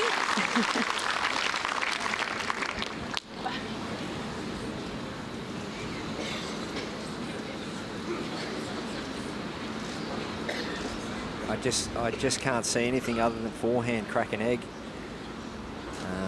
With 10, 12 feet of weight forehand, there should be enough room to get to that shot bowl. Even if she gets the outside of the shot bowl, I think it kicks through jack. Backhand for me, I just don't see, I can't find a shot here on the backhand. I think, is it stun and run maybe? Trying to land something and stay. Yeah, mighty effort, not to be. And Selena Goddard and Chloe Stewart have done it in the tiebreak to take out the Australian Open women's pairs. It's been a marathon, over 3 hours of play. Precious shot after precious shot. We have been treated to one of the great finals, Barry. Absolutely, yeah, great fight from both teams. The fight from Chloe and Selena early on to come back from 8-2 down.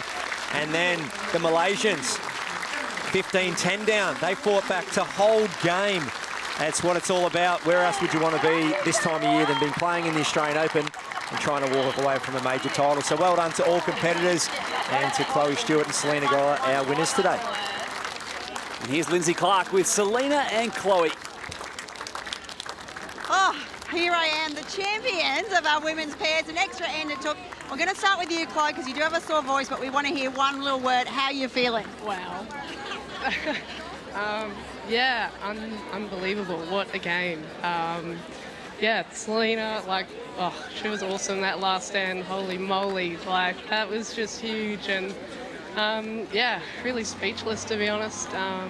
But, yeah, credit to the Malaysians. They were awesome. Emma and Kaka, like, a phenomenal game. And, yeah, an awesome final to be part of.